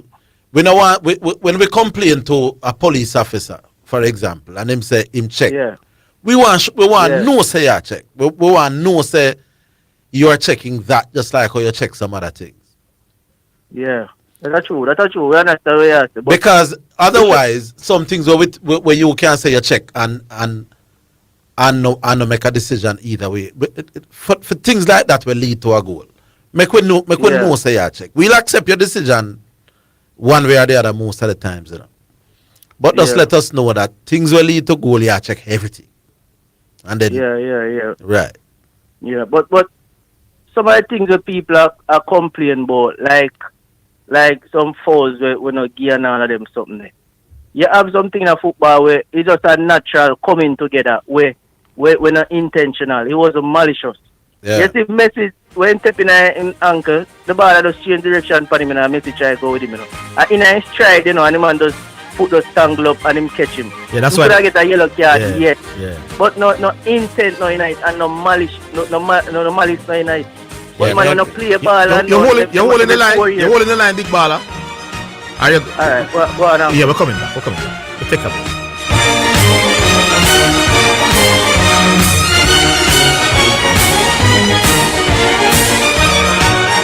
Spectrum Insurance Brokers pride themselves in being professionals in the field of insurance broking, claim settlement, and risk management services for over 35 years.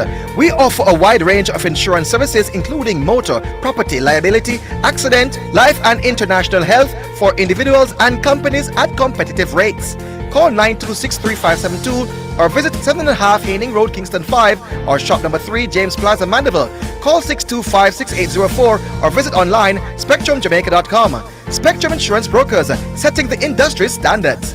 The Jamaica Anti-Doping Commission JADCO needs your help to eliminate doping and keep sport clean. If you have concerns about any doping activity, you can share the information with JADCO anonymously.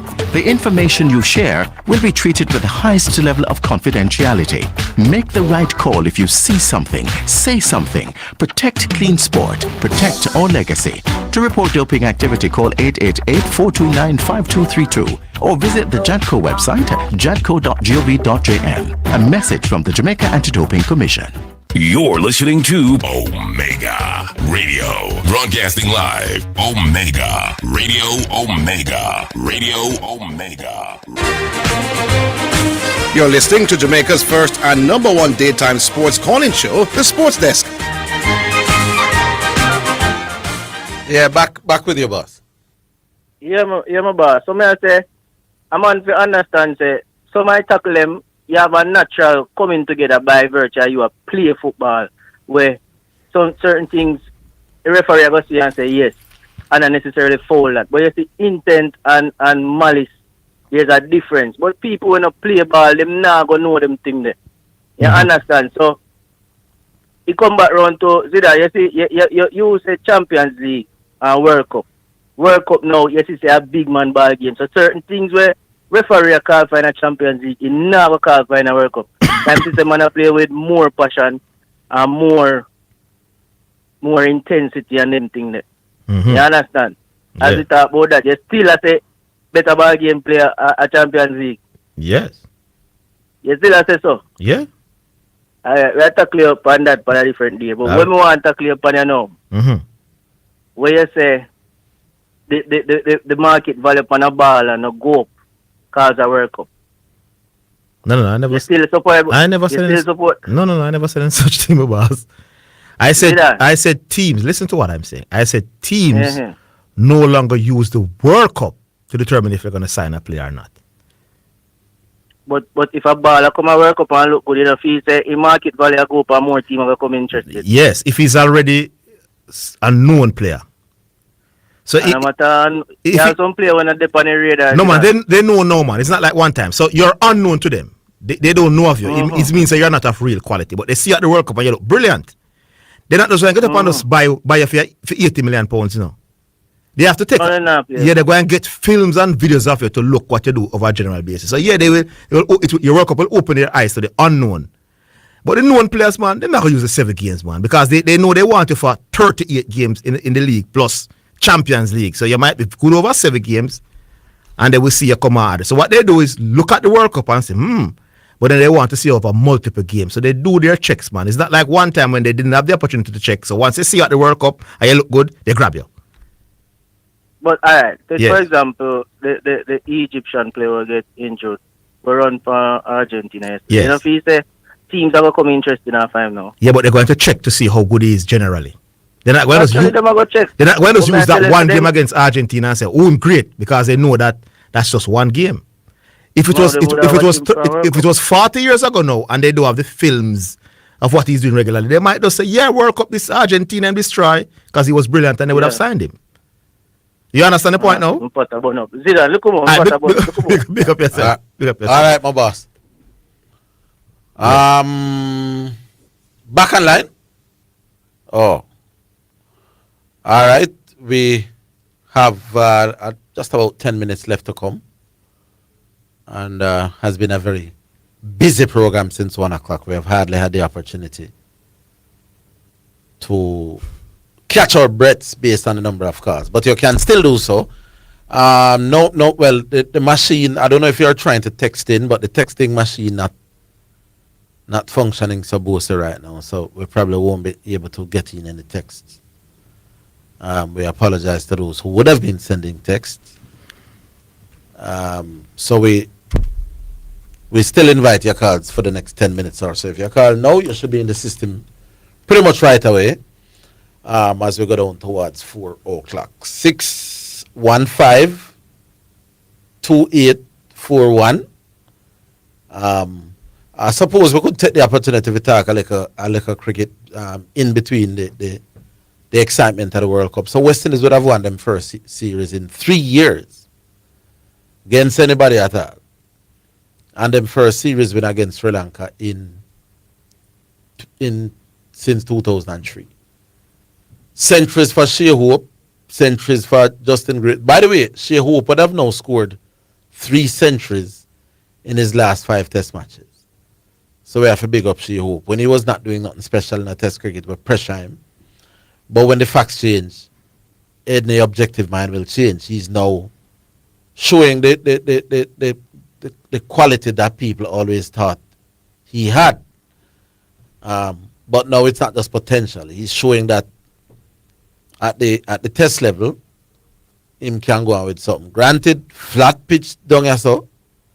And in India, when he scored a test 100, it was also another flat boy. But there are flat pitches in cricket a lot of the times. And people don't always get hundreds. So what we want the players to do is when the conditions suit you, you make big runs. And when the conditions suit the bowlers, you still can scratch out something. So we're not going to knock him for that. So big up Shea Hope. The Youth named Greaves coming off a double century against, who was it, New Zealand. Get a big 180 there. So.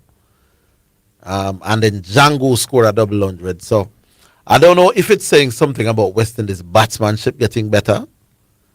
I think in one of the cycles we had something like 1 century. Now we're getting several people getting hundreds. I think we have gone like 7 or 8 centuries in this cycle alone. So, and then when conditions suit the bowlers, them can get wicked. So maybe, just maybe, the West Indies are giving us more reasons to hope. Let's put it like that. Let's see how they perform against Pakistan. I think we're playing 2 tests against Pakistan in Trinidad. One at the Brian Lara Stadium and one at the other stadium. So let's see. We have some one days against New Zealand coming up, where, as I was telling you this morning, them pick the little left arm spinner, Vittel Laws. I think he's just about turning 19 or so now. And interesting that he gets selected for the West Indies one-day team before he gets selected for Jamaica senior team in any format. Now, you don't always see that. That now is interesting. Mm-hmm. A youngster gets selected for a West Indies ODI team. Jamaica hasn't selected him at the senior level for any format. But what they have also done is ask Nikita Miller to come down to the Guyana leg, or whichever leg of the tournament, where they might hold a little camp, to work with him. Nikita has been working with him in Jamaica, and working with him wherever they keep camps. So I don't know if I've ever seen, when was the last time we saw a player getting called for the West Indies in any format without ever playing for his country? So that in itself is interesting. But not only have they called him, they have called the man who is his local coach here in Jamaica. This guy's Nikita really is the backbone behind Vittel Laws in Jamaica. Them say, Killer, we want you come down and continue to work with him. In other words, it is clear that Darren Sammy sees something special about that youth here. And is fast-tracking him, even when the Jamaican authorities don't seem yet to be convinced. Let's see. We have somebody now, Mr. Anderson? No, not quite. Not quite. We can take one more listeners, at least one more. 615. Hello. Oh, yes. Oh, hello. yes. Yeah, man. I'm up on the line from being asked the first time. Oh, sorry about that. Yeah, man. On the World Cup, the conspiracy thing is really appalling. I mean, I understand people who hate Messi and who love Ronaldo or whatever driving all this rubbish. But you were aware that the Colombian fans in Vancouver before the Colombia match were celebrating when Argentina were losing, you know. Yeah. Yeah. Big celebrations, you know. So the South American rivalry is something else. Yeah, but look at that, you know. They would not have faced Argentina either way because they didn't beat Switzerland. So they wanted Egypt to win because they thought, listen, oh well, it's Egypt, we got to the same. But they didn't do their job. And as an Argentine supporter, I was rooting to Switzerland. I never really want to face Colombia. Yeah, because Colombia have given them a hard time in the last 3 games or so. Yeah, man, very tough team. The South American rivalry seemed to produce a lot of intensity. As I say, I can't get the arguments really, the calls yesterday. I think the worst call for me in the World Cup was the Portugal-Croatia hairline thing where they had to go to radio waves to say the ball touch him on here. Oh, for that free kick. That to me was the worst.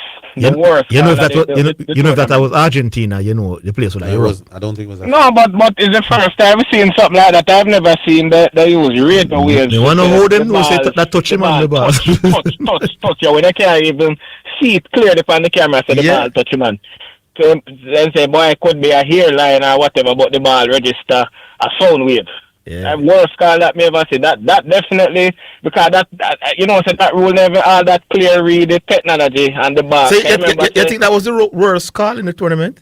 I don't think so. No, because that rule is not clearly defined. The worst or the strangest? Remember, say most football now have this technology for record touch and all of that, you know. At first, me never see that in football, you know. No, me not really.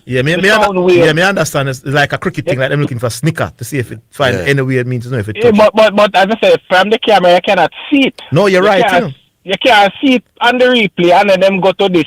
I think that was a real. I thought that was a conspiracy to keep Ronaldo in. You try to get back at them, man. You don't believe so, man. No, but it was ridiculous. It's the first time in a football history with the technology, and I've never seen that before. And the rules generally say if it is obvious, I change the trajectory of the ball, and you know. So I mean, boy, I mean, I think Argentina go win still. I don't think this them lucky yesterday. I thought they were really out. Yeah, so that is 4 goals in 2 games now. That's not going to win the World Cup. That's a 2 lucky match. Cape Verde and then this. I don't think this can last. No, man, you have to respect them resolve, man, and them resilience. The only other thing I think... But you want to think that if it was a better team, if it was a better team, they would not be able to come back. A better team is going to defend better. But things not so straightforward all the while now. I agree. It's a better team and run over them. That's a wonderful point because every game, no, you're right. And that's why they end up playing Cape Verde because it wasn't straightforward and they end up playing, they're going to play Switzerland now. Everybody thought Colombia, based on the fact that they look so good against Portugal and they tapped that group, everybody thought they would have been the one that Argentina would face in the quarterfinals and they're not. So we understand that as well, you know. It's in Colombia peaking at the Portugal match there. The whole of the chance they make it at that match. It was brilliant. It was a brilliant performance from them. Yeah. And it wasn't even needed at that stage because they won the group and the draw. And the way I see them play for a win, I wonder what was that for. Yeah, they also look good in the run of 32 as well. It was a surprise. But I you know that I predicted that Switzerland would have won on penalties. Me look at the game and say this is a draw. I think the 2 of them are pretty poor at penalties though, and the history. But I think Argentina. I'm expecting Argentina to have a better game with Switzerland and Cape Verde. Book the semi-final. Book the semi-final for Argentina. Book it. Why do the football I don't know. But I don't know with England though. England, boy, it seems now we're too close to England in terms of the matchup. You think so? Yeah, with Declan Rice, a quality, but now boy, this Haaland factor. I don't really like how Haaland. Oh, the Haaland factor. Well, if they the clunkiness, I'm not really a fan of it, but record, you can't argue the record. Yeah, that's a great point. You know, that's one of the things that they can look it forward to. You know, that if they can keep it tight, park the bus, keep the game close. You have a man that you think if you give him a half a chance, people. Yeah, it's ridiculous. So you're not going right off now. I'm not going to say me like England to win the game, but I'm not going to totally say it's straightforward. But and then the Spain France, if Spain, that is even I never know. I think Morocco have an upset in them, you know. Quite a few times France have knocked out Morocco, I think. But I think Morocco, if them observe how Senegal started that match and the few times France have been vulnerable. Yes. I don't know if they can strategize and come up with something. Because it's tomorrow, so we will all be here watching. Definitely. All right. Yeah, man. That's all like it, you know, people. Boy, today was one of the few days when there was no, maybe 1 or 2 where you could have half bramble, but generally the program go on. We leave it here. Join us tomorrow. Yeah, man. Big up all the callers, big up all the listeners, big up Mr. Anderson, who was working very hard in recent weeks. Join us tomorrow, as always said. Same place, same time, all over again. Until then, have yourselves a wonderful evening.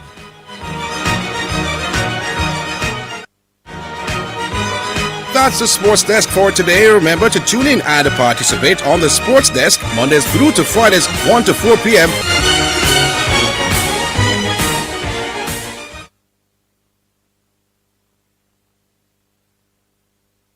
Jamaica, this summer football season, we're taking it outside. The biggest watch party is going down at Cayman's Park. Watch the FIFA World Cup 2026 on Rush Sports, the official broadcaster at Cayman's Park on the biggest outdoor screen in the Caribbean. Link up your crew, pull up and watch your favorite teams compete from June 12th to July 19th. Just bet tailgate.